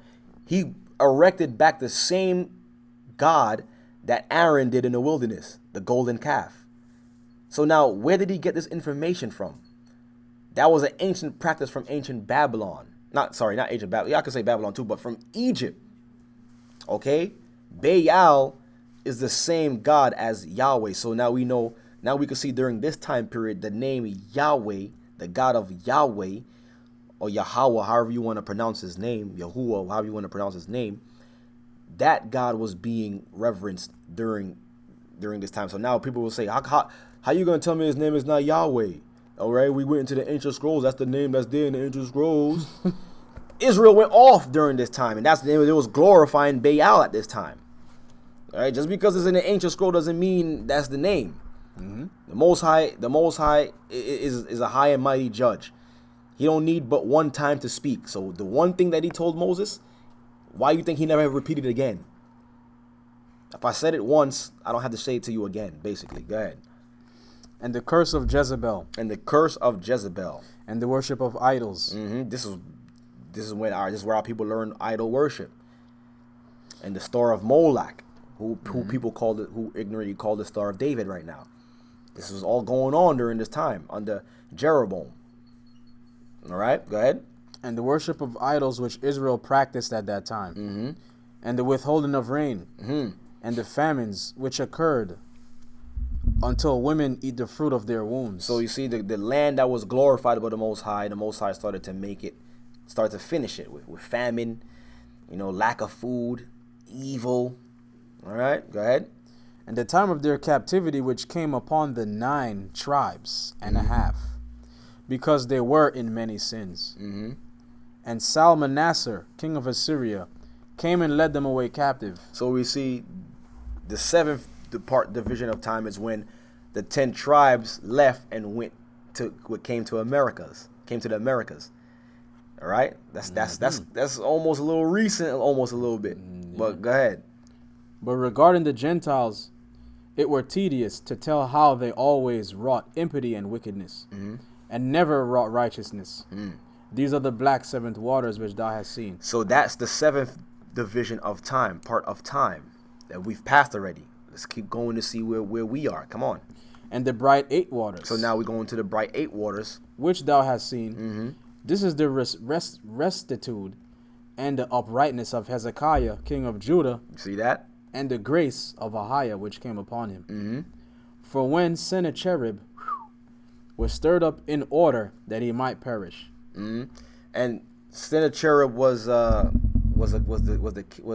king of, I believe, I don't want to, it tells you in your pocket, I think that's the king of Assyria who tried to come against the children of Israel. But go ahead. And his wrath troubled him in order that he might thereby perish, for the multitude also of the nations which were with him. Go ahead. When moreover Hezekiah the king heard those things which the king of Assyria was devising, to come and seize him and destroy his people, the 2.5 tribes which remained. See, that's talking of 2.5 tribes that remain. That's talking about Judah, Benjamin, and Levi that was still in the land during that time. Go ahead. Nay, more he wished to overthrow Zion also, than Hezekiah trusted in his works, and had hope in his righteousness, and spake with the mighty one, and said, Behold, for lo, Sennacherib is prepared to destroy us, and he will be boastful and uplifted when he has destroyed Zion. And yes, that is the king of Assyrian at that time. The Assyrians that was trying to come and overtake us at that time. Go ahead. 5. The mighty one heard him, for Hezekiah was wise, and he had respect unto his prayer, because he was righteous. And thereupon the mighty one commanded Remiel his angel, who speaks with thee. And I went forth and destroyed their multitude, the number of whose chiefs only was 185,000, and each one of them had an equal number at his command. And at that time I burned their bodies within, but their raiment and arms I preserved outwardly, in order that the still more wonderful deeds of the mighty one might appear. So you see that? So that was during that time period. Okay, that was a bright time, or the bright waters, the bright seventh water. So that was the seventh part of time, how the Most High recorded time during King Hezekiah's reign. Okay, so now jump down to over here. Yeah. The end? These are the bright waters which thou hast seen. 64 and 1. And the black ninth waters. Now we go into the ninth part now. Go ahead. Which thou hast seen. This is all the wickedness which was in the days of Manasseh the son of Hezekiah. You see that? This was during when King Manasseh was reigning now. Right? And we did a lesson a while back, probably like a year or 2 years ago, about the demonic influences of the kings of Israel. When Manasseh was ruling, and King Ahab, okay, and this is another time period where the name of Baal or Yahweh or Yahweh was being magnified during this time as well too, under King Manasseh. But Manasseh was very wicked at this time. But it's gonna let's let him read it. Go ahead. It's Manasseh the son of Hezekiah, for he wrought much impiety, and he slew impiety, and he slew the righteous. And you see, he slew the righteous, and under those righteous, one of those who Manasseh slew was Prophet Isaiah. Prophet Isaiah was one of the prophets, one of the righteous who King Manasseh killed during this time period. See that? Go ahead. And he slew the righteous, and he wrested judgment. See, and he wrested judgment. So there was no righteous judgment going on in the land of Israel at this time. You see that? Go ahead. And he shed the blood of the innocent. And wedded women he violently polluted, and he overturned the altars, and destroyed their offerings, and drove forth priests, lest they should minister in the sanctuary. You see? And he drove forth priests, and the priest was there. Okay, the Levites was there to instruct the people. So if the Levites is not instructing people the law, who is? Go ahead. And he made an image with 5 faces.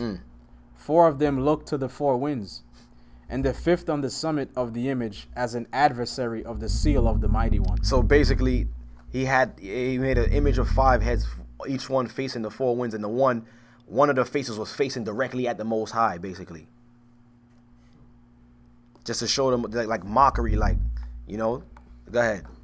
It's crazy. And then wrath went forth from the presence of the mighty one to the intent that Zion should be rooted out, as also it befell in your days. You see that? So now we're up into the time of period of who? Baruch. Now we see that Baruch was living during the 9th part of the division of time. You see that? So, and we know that Esdras was living when? During the 10.5 part. So this actually happened before Esdras. Okay? So this is the 9th division of time.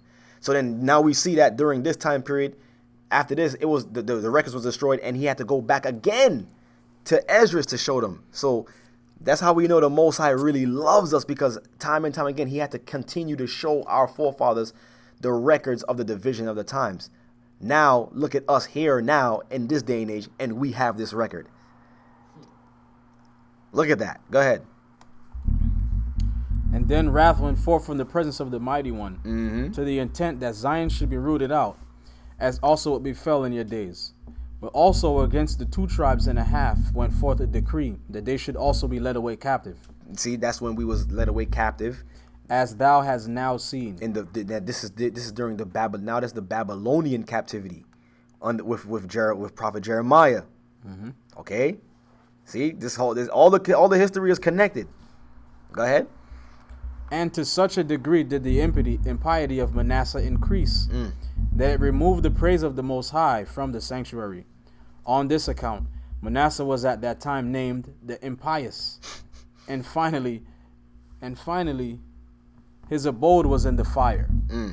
So, despite what King Solomon did, he was the beginning of the downfall of the children of Israel, through his worships.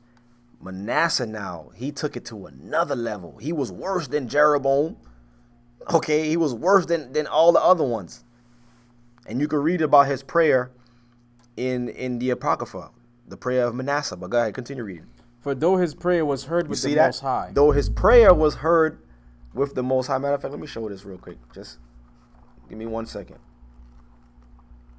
It was called the impious. You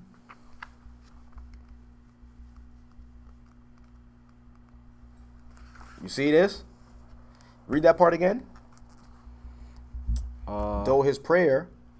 And to such a degree did the impiety of Manasseh increase that it removed the praise of the Most High from the sanctuary. On this account, Manasseh was at that time named the impious. And finally, his abode was in the fire. For though his prayer was heard with the Most High. You see, so you can read about Manasseh's prayer in the Apocrypha. This is why we need these records. This is why we need these books. Because you're not going to be able to connect history. And they did that purposely. So you can read about Manasseh's prayer in the Apocrypha. Okay, go ahead. Finally, when he was cast into the brazen horse, and the brazen horse was melted, it served as a sign unto him for the hour, for he had not lived perfectly. So see, even though he repented and he made a prayer to the Most High, he still had to reap what he sowed. He still had to suffer for his sins. Go ahead. For he was not worthy, but that thenceforward he might know by whom finally he should be tormented. For he who is able to benefit is also able to torment. See that? If you're able to benefit from your wicked deeds, you are also able to reap of your evil deeds. You get tormented from your evil deeds. So, go ahead. 65. Thus, moreover, did Manasseh act impiously, and thought that in his time the Mighty One would not inquire into these things. So you see, so that was the ninth. These are the black ninth waters. This is the black ninth waters, which thou hast seen. So now that time period has passed. Now we're going into the time period of where 10. The 10th time period of where Esdras is actually living. Right? Go ahead. 68 and 1, and the bright 10th waters which thou hast seen. This is the purity of the generations of Josiah, king of Judah. Now Josiah was another one, man. He was bad. He came and undid everything all the unrighteous kings was doing. I don't want to spoil it, but go ahead and read it. Who was the only one at that time who submitted himself to the Mighty One with all his heart and with all his soul. See that? So despite what the evil kings before him left for him, he took it upon himself to do righteously. So the Most High counted the time period of Josiah to be, a marker of history. Go ahead. This is real world history. Go ahead. And he cleansed the land from idols, and hallowed all the vessels which had been polluted, and restored the offerings to the altar, and raised the horn of the holy, and exalted the righteous, and honored all that were wise and understanding, and brought back the priests to their ministry. So now there's righteous judgment on the earth again under King Josiah. And destroyed and removed the magicians and enchanters and necromancers from the land. And not only did he slay the impious that were living, but they also took from the sepulchres, the bones of the dead, and burned them with fire. So even the bones of the wicked people who died before, he took them out of the sepulchres and burnt them. He didn't want Josiah didn't want nothing of an inkling of anything evil to remain in that land. That's how zealous he was for the Most High. Because we did a lesson a long time ago. We must be clean. The Most High can't dwell with anything that's unclean. So if he wanted the Most High to come back and to love the land of Israel again, everything that was unclean had to have been destroyed under King Josiah. Go ahead. And the festivals and the Sabbaths he established in their sanctity. And their polluted ones he burned in the fire. And the lying prophets which deceived the people, these also he burnt in the fire. Yeah, see, they was out of there too. People was getting burned too. Yeah, go ahead. And the people who listened to them, And the people who listened to those false prophets. when they were living, he cast them into the brook of Cedron. So what do you think is going to happen in this day and age for people who listen to false prophets and just, not wanting to, who turn their ear from hearing the law? Okay. He cast them into the brook of Cedron, and heaped stones upon them. So you see that? All the false teachers of Baal and Yahweh and all that, they was all out of there. Go ahead. And he was zealous with the zeal for the mighty one with all his soul. See that? And he alone was firm in the law at that time. And see, this is an honor. So this is an honorable history that we need to learn. We have to have this history to understand, what Israel was going through, how the Most High was viewing Israel, what's important, what history is important. These are the key moments of history for the children of Israel to know until the consummation of time. You see, our history doesn't lead us to a false sense of direction. It actually leads us to a righteous sense of hope of what's to come, knowing what we came through, what we came from. Right? Go ahead. And he alone was firm in the law at that time, so that he left none that was uncircumcised, or that wrought impiety in all the land and all the days of his life. Therefore he shall receive an eternal reward, and he shall be glorified with the mighty one beyond many at a later time. So now we got to make sure we remember Josiah when we get to this kingdom. We want to shake his hand, because he's going to be honored. And we all going to be able to see that. Go ahead. For on his account, and on an account of those who are like him, were the honorable glories, of which thou hast told before. Even those who are like Josiah will receive the same honor as Josiah. See that? Go ahead.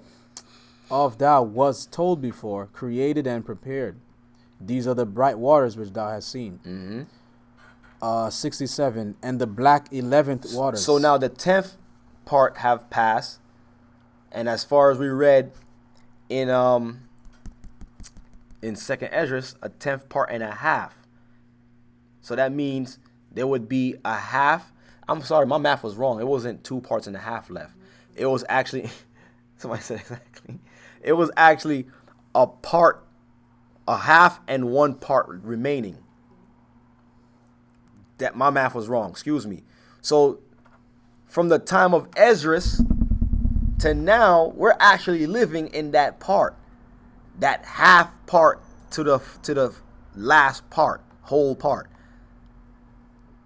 You see that? Go ahead. And the black 11th waters. So now this is the black 11th waters, which thou hast seen. This is the calamity which is now befallen Zion. This is the calamity which is now have befallen Zion.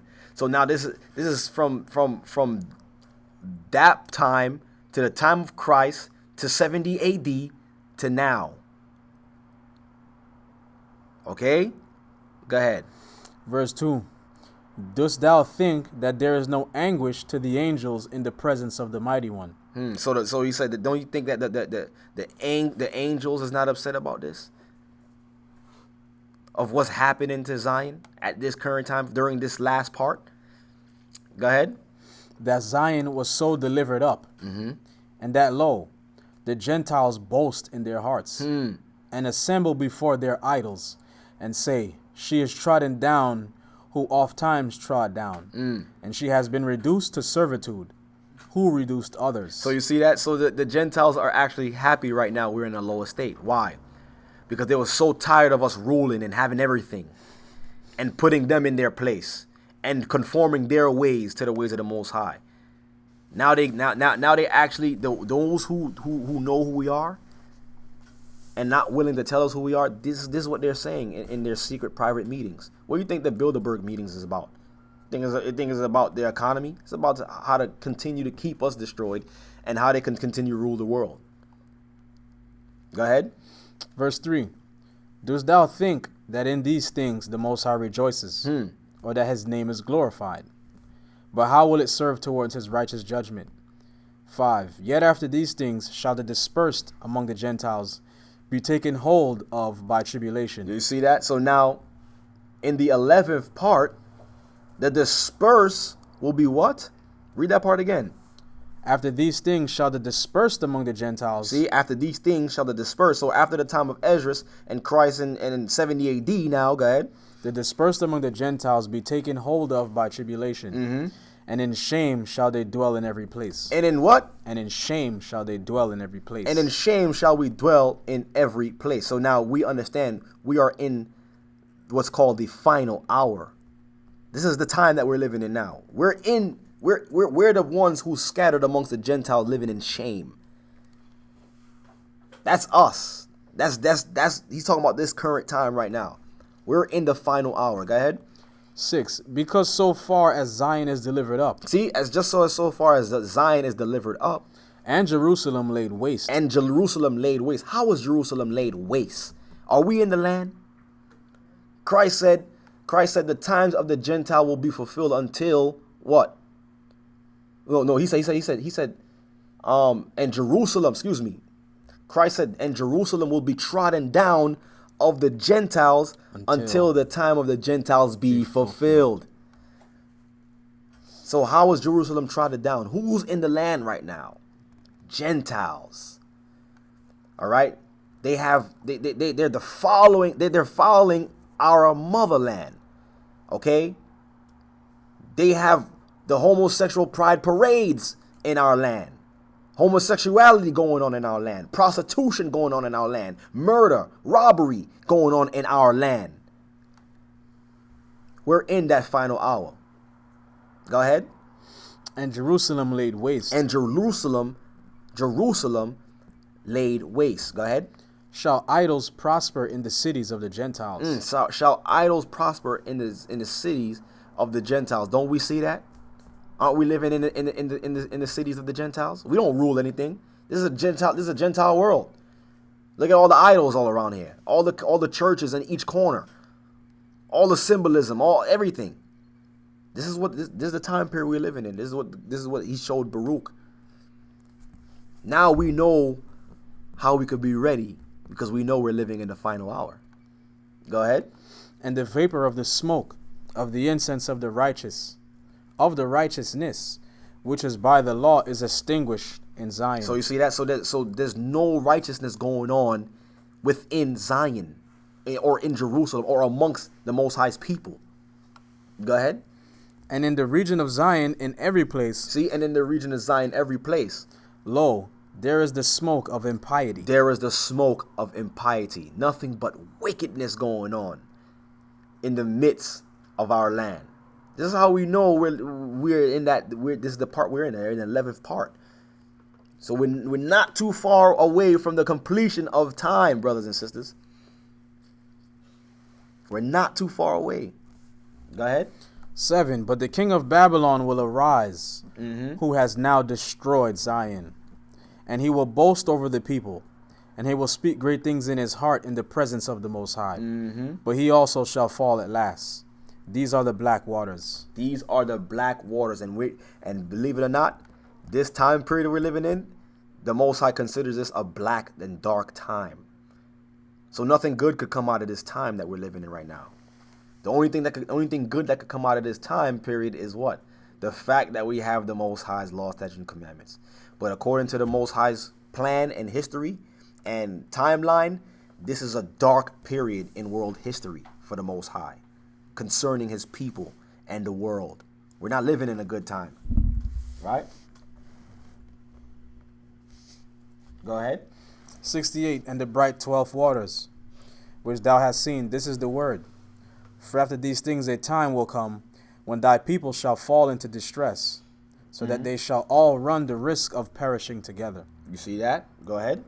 Nevertheless, They will be saved, and their enemies will fall in their presence. You see, nevertheless, what? They will be saved, We will be saved, and their enemies will fall in their presence. and our enemies will fall in our presence. This will come to pass pretty soon. This is now we see why they're ramping up so much things. Now we see that's why they're in Syria, trying to gain the land. Why they vaccinate and try to kill our people and incarcerate our people and kill our people in the streets. They're ramping up these things because why? Their time is almost up. They're living in the 11th part. We're living in that last part, in that final hour before Christ breaks the atmosphere. We're here. We're there right now. Right? Mm-hmm.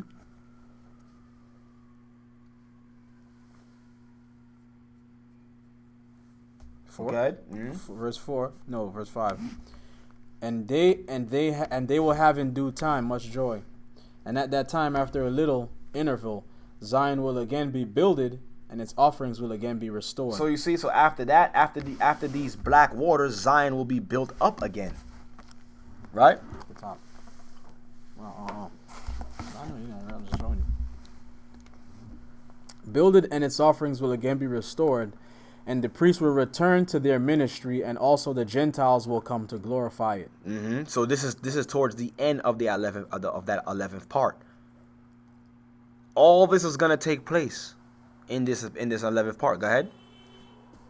Nevertheless, not fully as in the beginning. See, not fully as in the beginning.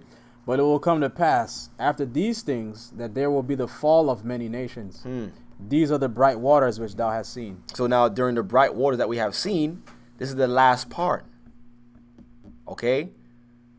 So that fall of many nations will occur during the time of Armageddon in the valley of Jehoshaphat. Go ahead. 69:1. For the last waters which thou hast seen, which were darker than all that were before them, those which were after the 12th number, which were collected together, belong to the whole world. For the Most High. So now the 12th part is including the whole world, not just Israel now. Now the whole entire world will be a part of this world history, this last piece of history. Okay? Or this last part of time. Go ahead. For the Most High made division from the beginning, because he alone knows what will befall. For as to the Amorites and the impieties which should be wrought before him, he foresaw 6 kinds of them, and of the good works of the righteous which should be accomplished before him, he foresaw 6 kinds of them. So you see that? That's how the Most High have measured time. He said, all right, now we can, I just want to get this just came to my mind just now. When the Most High said, I will put, when we read it in Genesis, where he says, I will put enmity between the serpent seed and the woman's seed. Right? The Most High was measuring time starting from that part in time, from Adam's sin. So when he said that, the Most High was saying, I'm only gonna allow 6 parts of evil times to happen and six parts of good time to happen before I complete this whole thing. So y'all can do what y'all want to do now, but it's already been measured. You see that? Read that again. The Most High made division from the beginning. See, he made a division from the beginning, from when he was talking to the serpent. Go ahead. Because he alone knows what would befall. He knew what would befall. Go ahead. For as to the Amorites and the impieties which should be wrought before him, he foresaw 6 kinds of them. See, six evil parts of time he would only allow to happen. Go ahead. And of the good works of the righteous which should be accomplished before him, he foresaw 6 kinds of them. So 6 kinds of them had to be accomplished before the consummation of time. Go ahead. Beyond those which he should work at the consummation of the age. 5. On his account there were not black waters with black, nor bright with bright, for it is the consummation. Verse 70. Hear therefore the interpretation of the last black waters which are to come after the black. This is the word. Behold, the days come, and it shall be when the time of the age has ripened. So now this is like at the end. Okay, go ahead. Of the 11th hour, of the 11th part. So it's more black to come. Go ahead. And the harvest of its evil and good seeds has come, that the mighty one will bring upon the earth and its inhabitants, and upon its rulers, perturbation of spirit and stupor of heart. And and they shall hate one another, So you see that? So this is what will start to happen even more. It would increase now. Go ahead. and provoke one another to fight. And the mean shall rule over the honorable, and those of low degree shall be extolled above the You famous. see that? That's happening right now. And the many shall be delivered into the hands of the few. And those who were nothing shall rule over the strong. You see that? Those who are nothing shall rule over the strong. Who's the strong? Us. Go ahead. And the poor shall have abundance beyond the rich. See, and the poor shall have abundance. The poor shall have abundance above the rich. That sounds kind of twisted, but who's the rich? We are. We're the rich in spirit. But the people who are poor, who have nothing, are actually who actually have more than us. They have everything. They have dominion. They have power. But the people who the power and dominion belongs to will not have more than them. Go ahead. And the impious shall exalt themselves above the heroic. You see, and the impious shall exalt themselves over the heroic. We are the heroic ones. Our history speaks for itself, but they exalt their history and themselves above the true history according to the Most High. Go ahead. And the wise shall be silent. And the wise shall be silent. They don't give us a chance to speak. They don't give us a platform, because if they did, we'll wake up the world. All right? You start speaking truth, they label you as a terrorist, or they label you as a conspiracy theorist. The wise will be silent. Go ahead. And the foolish shall speak. And the foolish shall speak. See? Who's running your media? Who's running your governments? These are the foolish that's speaking right now. The time we're living in. Go ahead.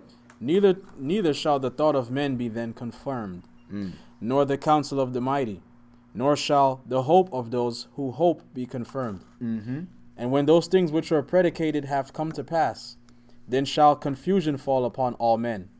And some of them shall fall in battle, and some of them shall perish in anguish, and some of them shall be destroyed by their own. Then the Most High will reveal those peoples whom he has prepared before. Talking about us. And they shall come and make war with the leaders that shall then be left. So you see that? This is why from birth they attack the male, the black male, the Hispanic male through birth. They try to inject you with so much injections of vaccines before you can even leave the hospital. Why? To diminish you.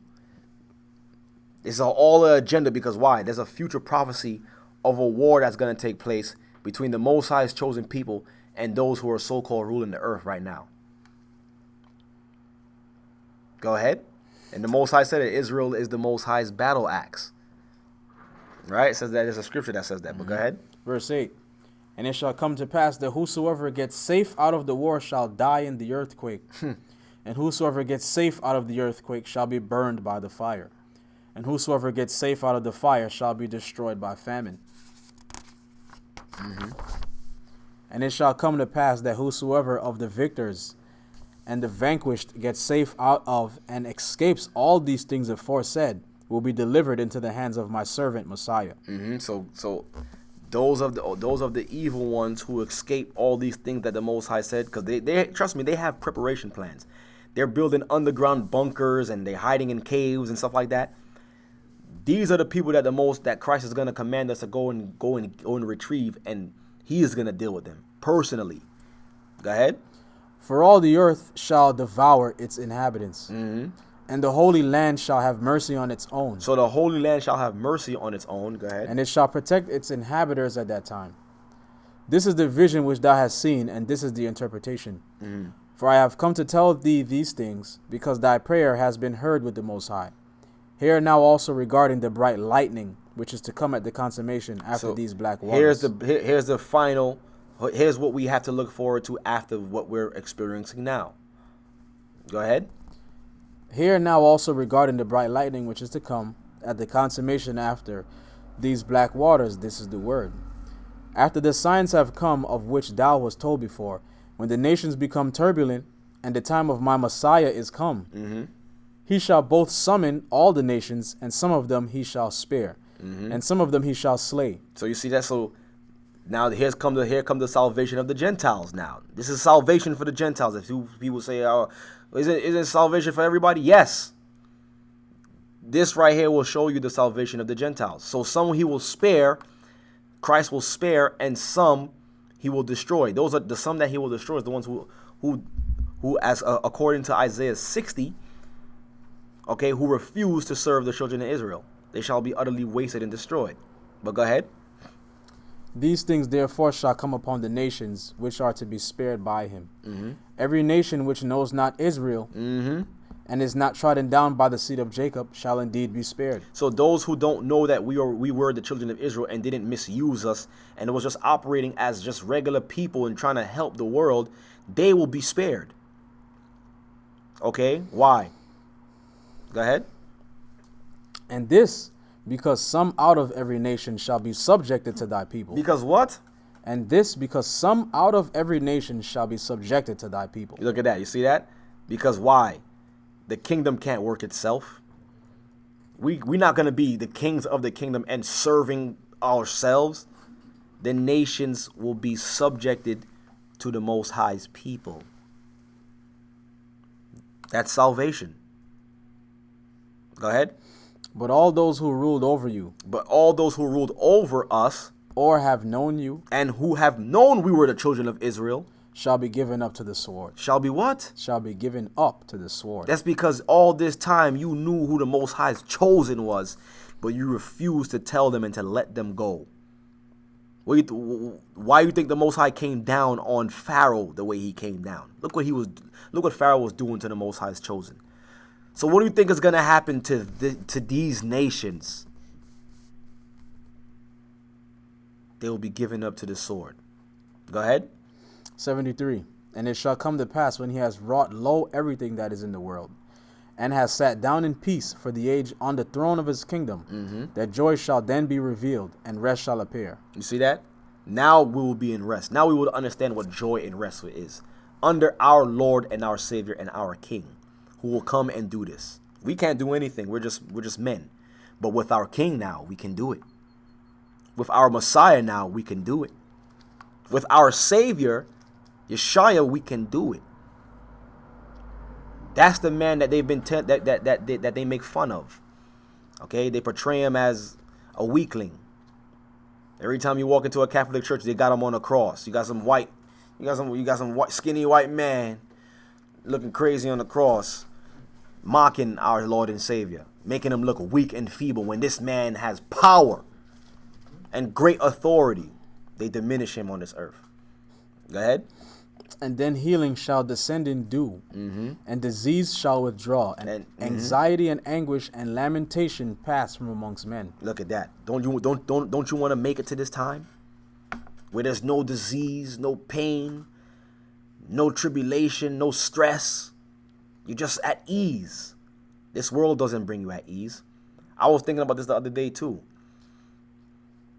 We will never receive any type of true fulfillment in the place that was designed for our captivity. You guys have to understand that this place wasn't made for our happiness and our upliftment. And this place, how are you supposed to receive that in the place that was designed for your captivity? It's not peace. Peace is and being saved is what Christ is going to bring. Is what he's going to bring. No one is saved right now. You're not saved. No one is saved until Christ's return. Go ahead. And gladness proceed throughout the whole earth. And gladness proceed throughout the whole earth. And no one shall again die untimely, nor shall any adversity suddenly befall. And judgments and revelings and contentions and revenges and blood and passions and envy and hatred, and whatsoever things are like these shall go into condemnation, which they are then removed. For it is these very things which have filled this world with evils, and on account of these the life of man has been greatly troubled. And wild beasts shall come from the forest and minister unto men, and asps and dragons shall come forth from their holes to submit themselves to a little child. So they will start to reveal themselves. All those ancient creatures we thought was ancient creatures in fairy tales, they will come out and start to what? Minister unto little children. Dragons, they really exist, brothers and sisters. believe it or not. Okay, go ahead. 7. And women shall no longer then have pain when they bear, Look at that. nor shall they suffer torment when they yield the fruit of the womb. Why is that? That was put upon woman through what? Eve, because of her sin. Now when Christ is on the earth, sin will be no more, so there's no need for the pain of the menstrual cycle and giving birth and all that. That's done away with. A sister would be giving birth, you wouldn't even know she gave birth. So I'm like, boop. Yeah, just popping them right out. No pain, just straight ease and comfort. Okay? Go ahead. 74. And it shall come to pass in those days that the reapers shall not grow weary, nor those that build will be toil worn. For the works shall of themselves speedily advance. You see that? So things is gonna happen fast. Like we're not gonna have to toil to get our essential things. Things are just gonna just be given to us. Go ahead. The works shall of themselves speedily advance together with those who do them in much tranquility.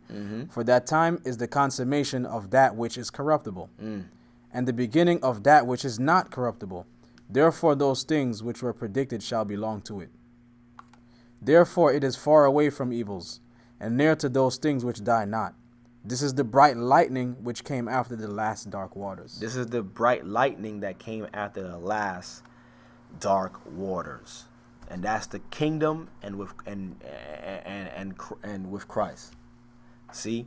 So that's in a nutshell the complete understanding of the world history from the time of Adam, the measurement of time from Adam, the history from Adam all the way to the return of Christ. All right? Now we understand and we know what time frame we're in or what part of the vision of time we're in. Okay? We're in the 11th part of history, the 11th part of time, before the consummation of all things. Okay? I'm going to get 2 more scriptures and then that's it. Right? First scripture, second Esdras.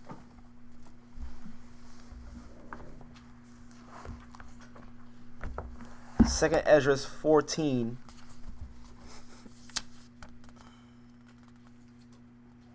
And take it at verse 45.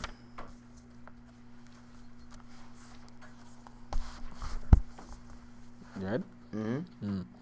Second Esdras 14 and 45. And it came to pass, when the 40 days were fulfilled, that the highest spake, saying, The first that thou hast written, publish openly, that the worthy and unworthy may read it. So this is the Most High speaking to Esdras when he told them about the records. Okay, now we understand that Esdras was after Baruch.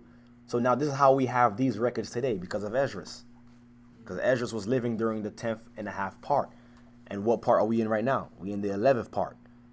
So this is why the Most High had to give these records to Esdras, to give to who? You guys gotta understand. To us.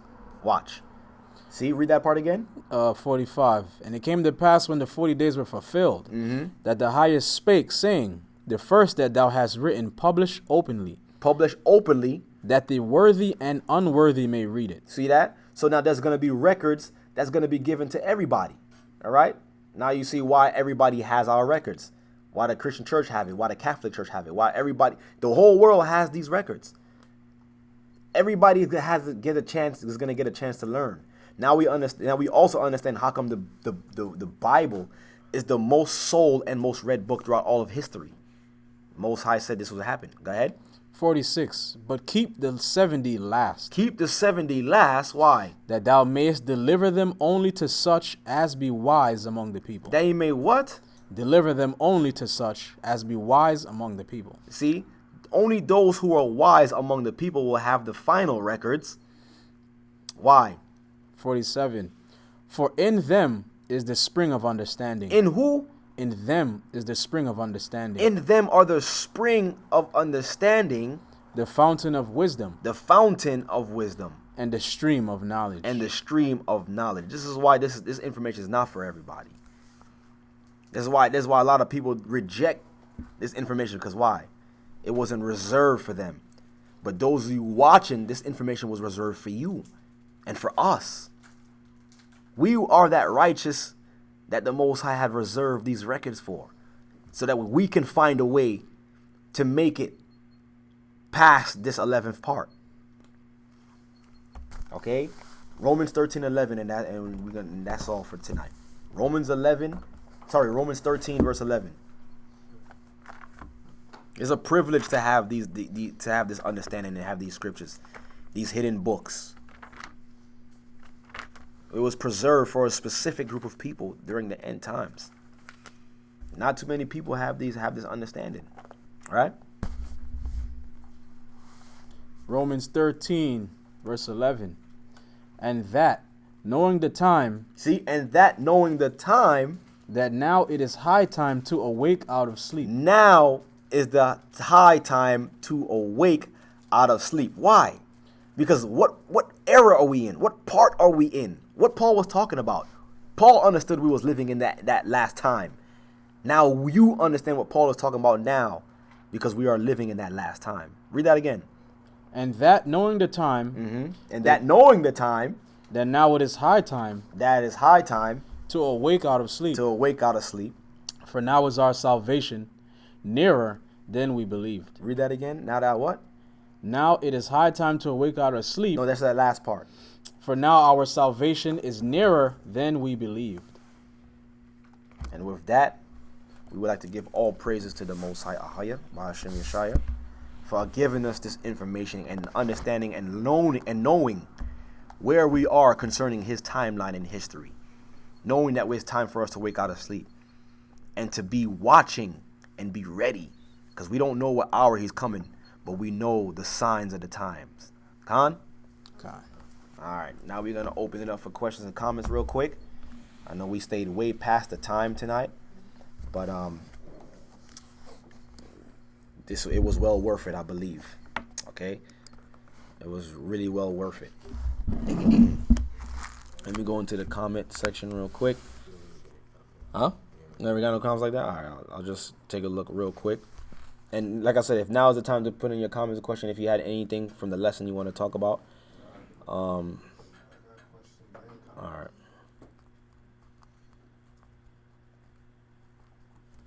Yeah. Go ahead. One thing I want to say is definitely all praises to the Most High for this lesson. Definitely all praises. To the truth, that's one thing I always wondered about, because I always seen our history as something important, and then I always thought about the Great Wall of China and all these things that happened in history, and I was like, if we're the Most High chosen people, how does he feel about those things? Or how does he feel about the wars amongst the Gentiles? Right. Does he care? Nah, he don't care. I guess I got my confirmation. Yeah, the Most High don't care about their history. So, The Most High only care about the history that happened to his people. And through his people's history, that's how he planned out the divisions of time. Yeah.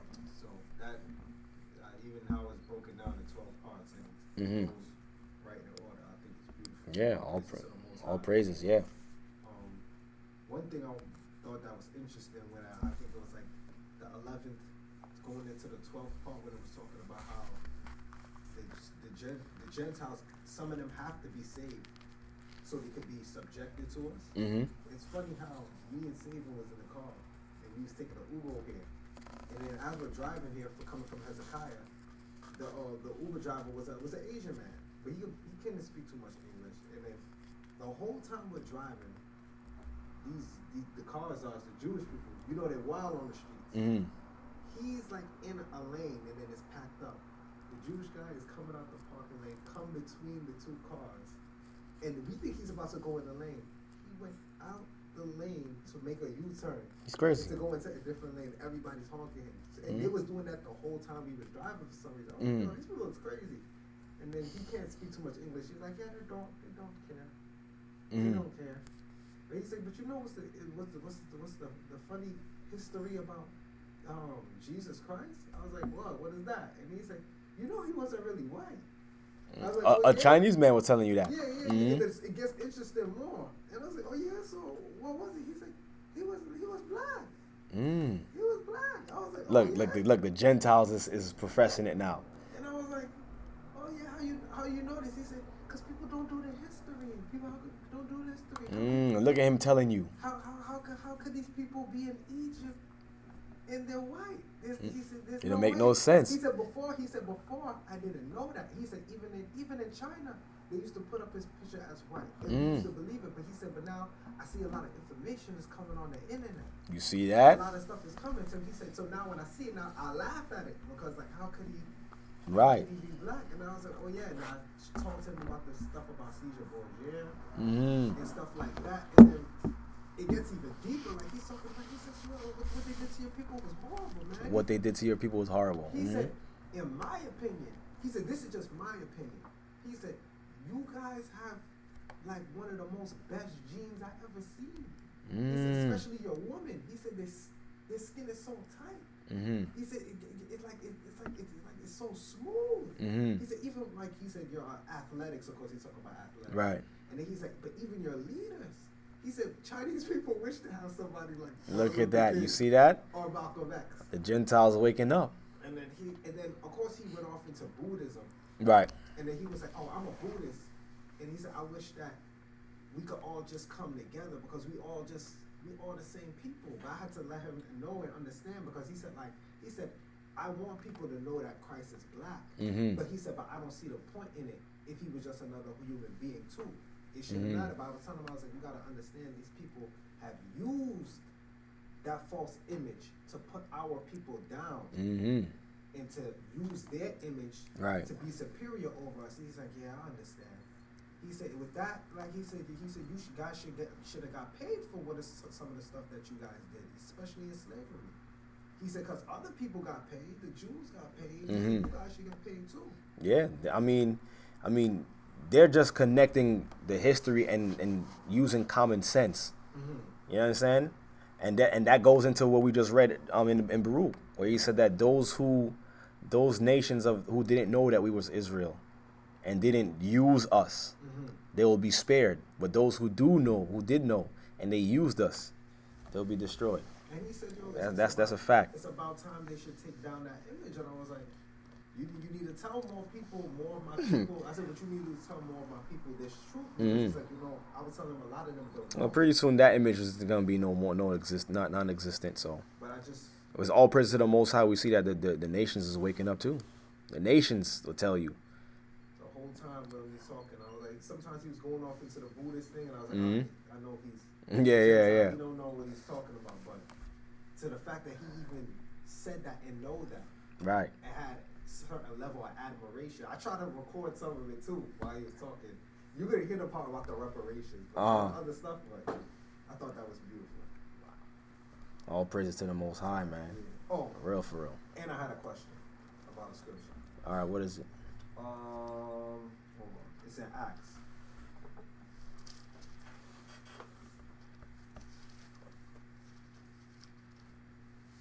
In Acts? Yeah, the book of Acts.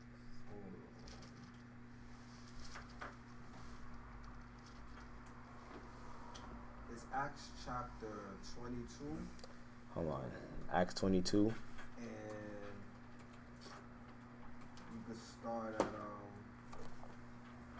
it really starts at verse 26 if you want to get the understanding of it, but it's just really verse 28. You want me to read it? Have Renton read it so that way they could hear it online.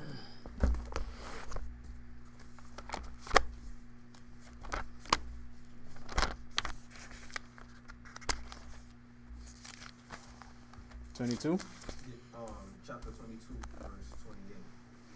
Acts 22, verse 28. And the chief captain answered with a great sum obtained, I this freedom. And Paul said, but I was freeborn.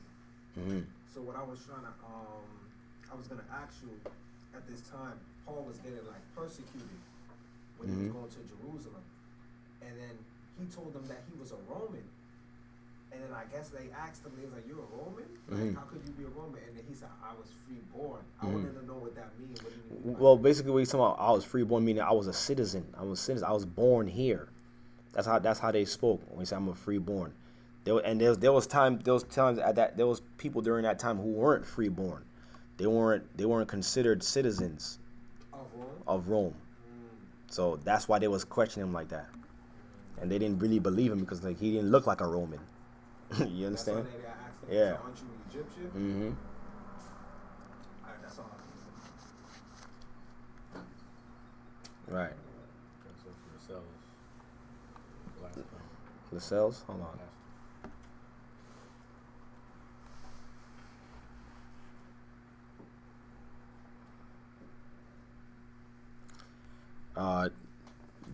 Lascelles says, Shabbat Shalom, Brother Lascelles, what's going on? This lesson went harder than Ray Allen in Game 6.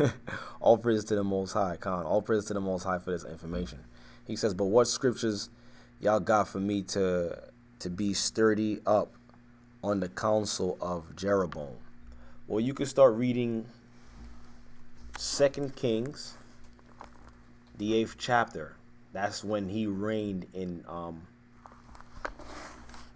you can read from when he reigned in Israel. Starting from chapter 8.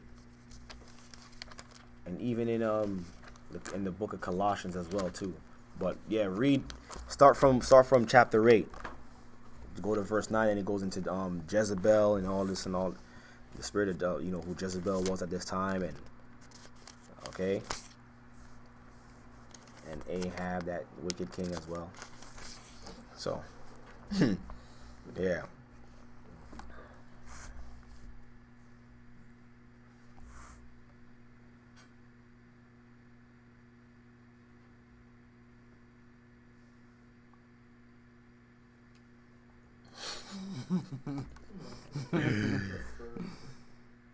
Yeshua Watts says it's been confirmed. Isaiah, Jeremiah, Ezekiel, Hosea, David, Enoch, Noah, and Zadok, John the Revelator. Both Johns. Word. Paul and Abraham definitely took Hazak on a nice 72-hour lunch date at Chipotle. Then took you out for dessert at Haagen-Dazs before they dropped you off at your house. Yo. Well, all praises to the Most High for this information that, I was able to, come across this information and share it with you guys so you guys can know as well, too. Not just for me. This information is not just for me, but it's for the righteous. So all praises for the Most High, man. Okay. So, I mean, it's looking real slow and real light tonight. It's getting late. Probably this lesson was probably longer than what you guys are probably used to. But, all in all, it was all worth it.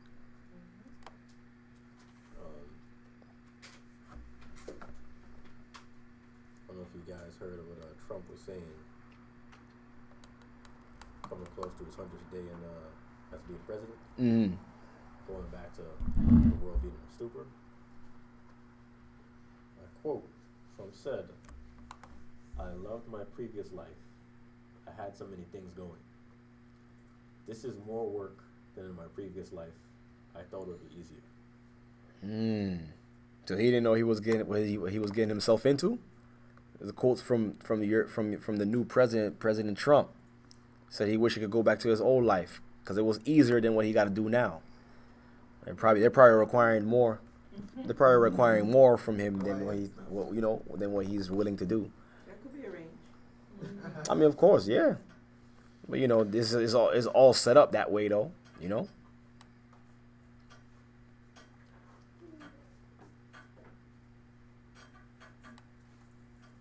Your word.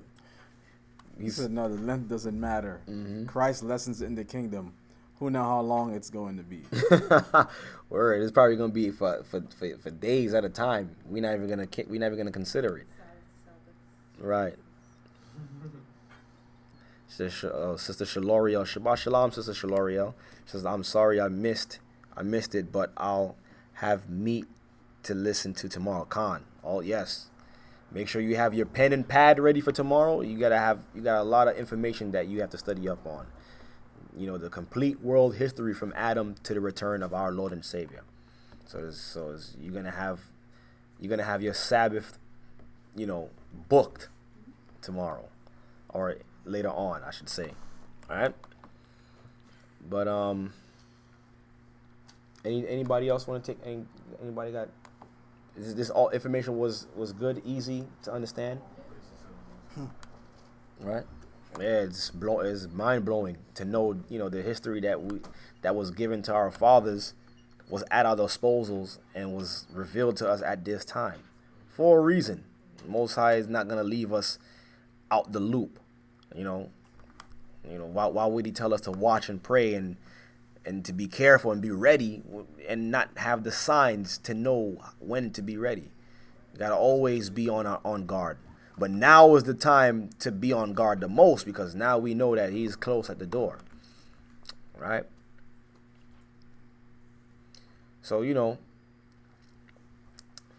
Shalom, Brother Levi. What's going on? So we don't want to hold you, brothers and sisters, any longer than we have. We want to thank you, brothers and sisters, again for, spending the Sabbath with us and streaming and, putting in time and effort to learn on the Sabbath rather than doing your own will. Right? We want to give all praises to the Most High, Ahaya Bahashem Yeshaya, Wa, Rawak, Quadash, the Holy Spirit, until we see you all again next week, if it be the Most High's will. Okay? And with that, we want to bid you all Godspeed. Alex made a question. Oh, you had a question? All right, one more thing before we bid you all Godspeed. Because I got a question. What's the scripture is that again, saying that the nations is going to leave Babylon and go back to their native spots again? I think it's between Jeremiah 50 and 52. I believe it is in, let me see where it says, I'll try to find it for you real quick.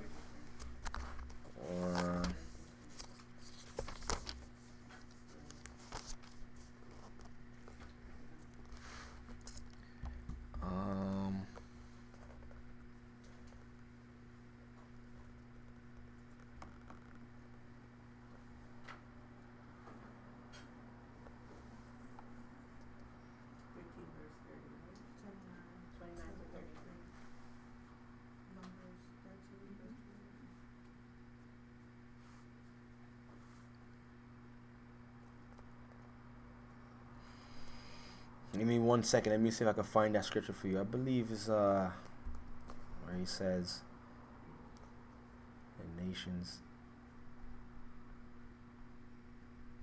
See if I can find that for you.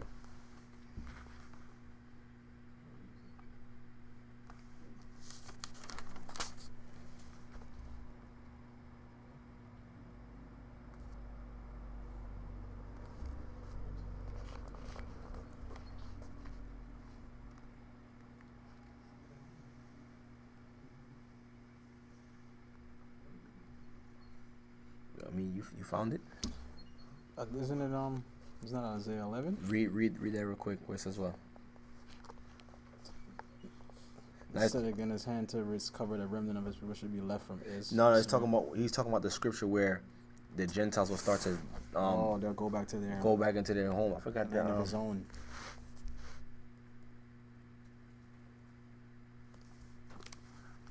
I can't remember that one off top.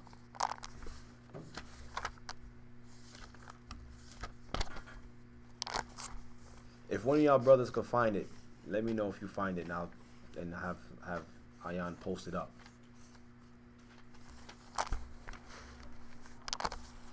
Oh, I think I can find it. Hold on.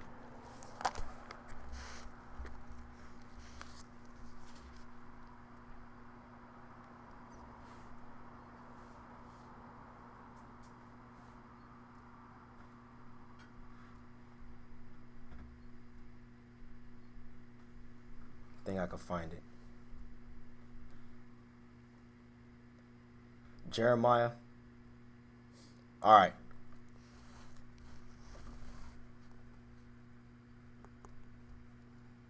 Nah.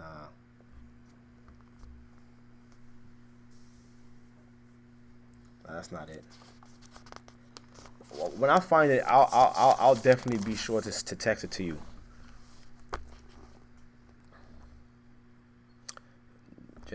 Jenny says, interesting.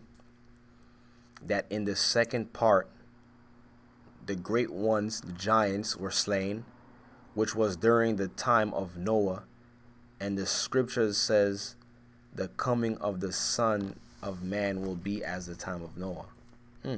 Definitely. And she says, and around the time, the what? This, what's this? I think she meant to say scepters. The scepters, the Nephilim seed, will be slain as well. The Caesars. Yeah, definitely. Yeah, of course they will be slain again. Oh, part God, right. Yeah. All the Caesars do claim to be part God and part man. And they are of that bloodline. Last question is from Betty.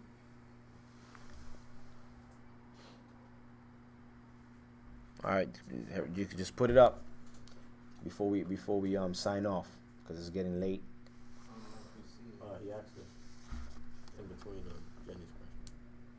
Oh, he did? Yeah. Okay. I probably missed it.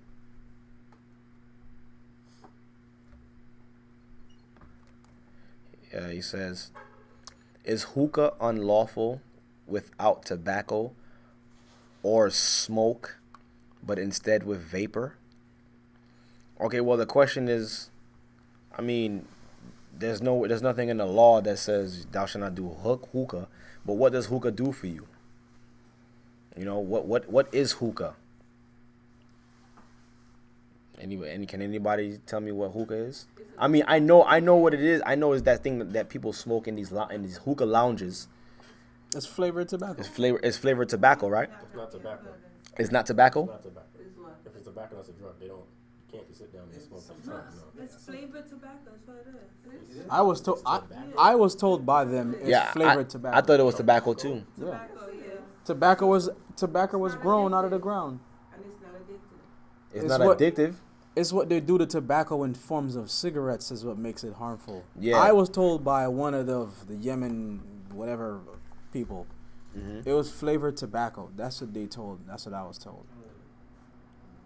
So how, like, what are those charcoal things? That's to burn it. That's just the heat. Yeah. But is it unlawful?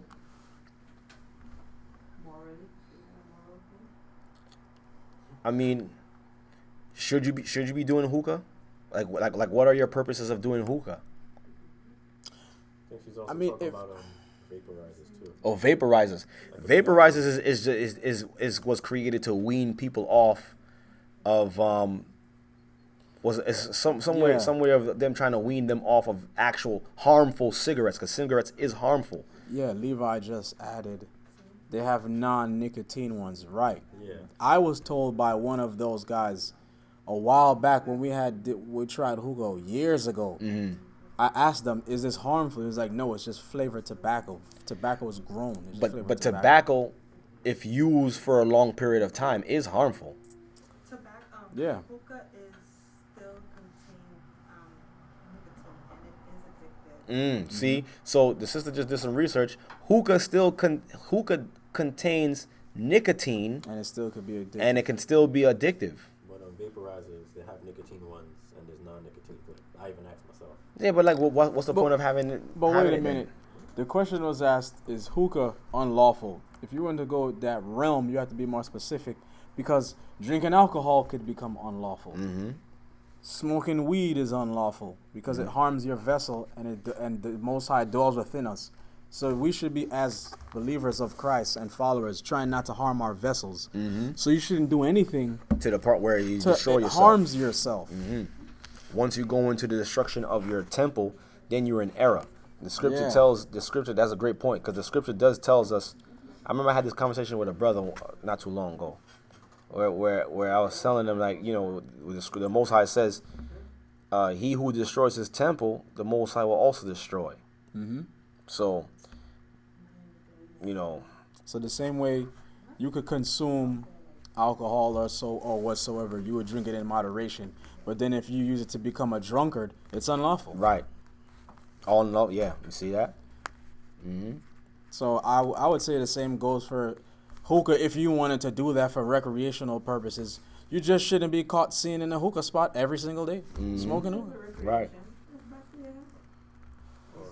But so is But that- alcohol. So it's back. Yeah. You can either choose to have it in moderation to make you glad, like it says. If you have a stomach ache, you Yeah. can drink some form of alcohol and it get rid of the stomach ache. Mm-hmm. If you have a cold, you can mix rum and Mm-hmm. so alcohol to some extent can serve as medicine. Which is why I mentioned maybe she should get more specific as of a background of why she asked that question. Yeah, because if that's something that someone is doing on an everyday basis, that's wrong because you're abusing it. You're abusing yourself. Huh? Okay. Who wants to do that? Yeah, exactly, for recreational purposes. Who wants to do that? One of the young ladies, just for recreation, something for fun. She said, according to Betty, it does not have to be with tobacco, just stream or vapor. Betty says Sometimes it is water. It doesn't have to be tobacco. They have non-nicotine ones, okay? Talking about the vaporizer for sure. She said they I guess have non-nicotine one. She likes to do Smoke it. tricks and other. She likes to do it. Recreation. Recreation as well. Well, if it's just vapored water. To me, if you're not harming your temple when you're not destroying your temple and you're doing it in the privacy of your own home where no one sees you, that's you're not on you. harming yourself if it's vapor. But now if you going out there and having everybody seeing you doing it, like, yo, isn't that sister who says she's like, and you out here doing that because you don't want to mess up your liberty. Use your liberty to cause somebody else to fall. Because if they see you doing that, they go like, oh, so I guess it's okay to be smoking marijuana and smoking weed. You know what I'm saying? So, yeah, do it in the privacy of your own home if you want to do it. And if you're not destroying your temple, I wouldn't encourage anybody to go ahead and destroy your temple now. You understand? So, there it goes right there. To me, Shaw says, to me, Christ does not smoke hookah, and we should be followers of him. Khan. We should be followers of Christ. So, we just got to be the example. Like I said, if you not jeopardizing your image out in public and having people follow what you do, then the question is, don't do it. Don't do it. Don't do it at all. You understand? You don't want to be caught out there looking crazy and you trying to bring forth the truth.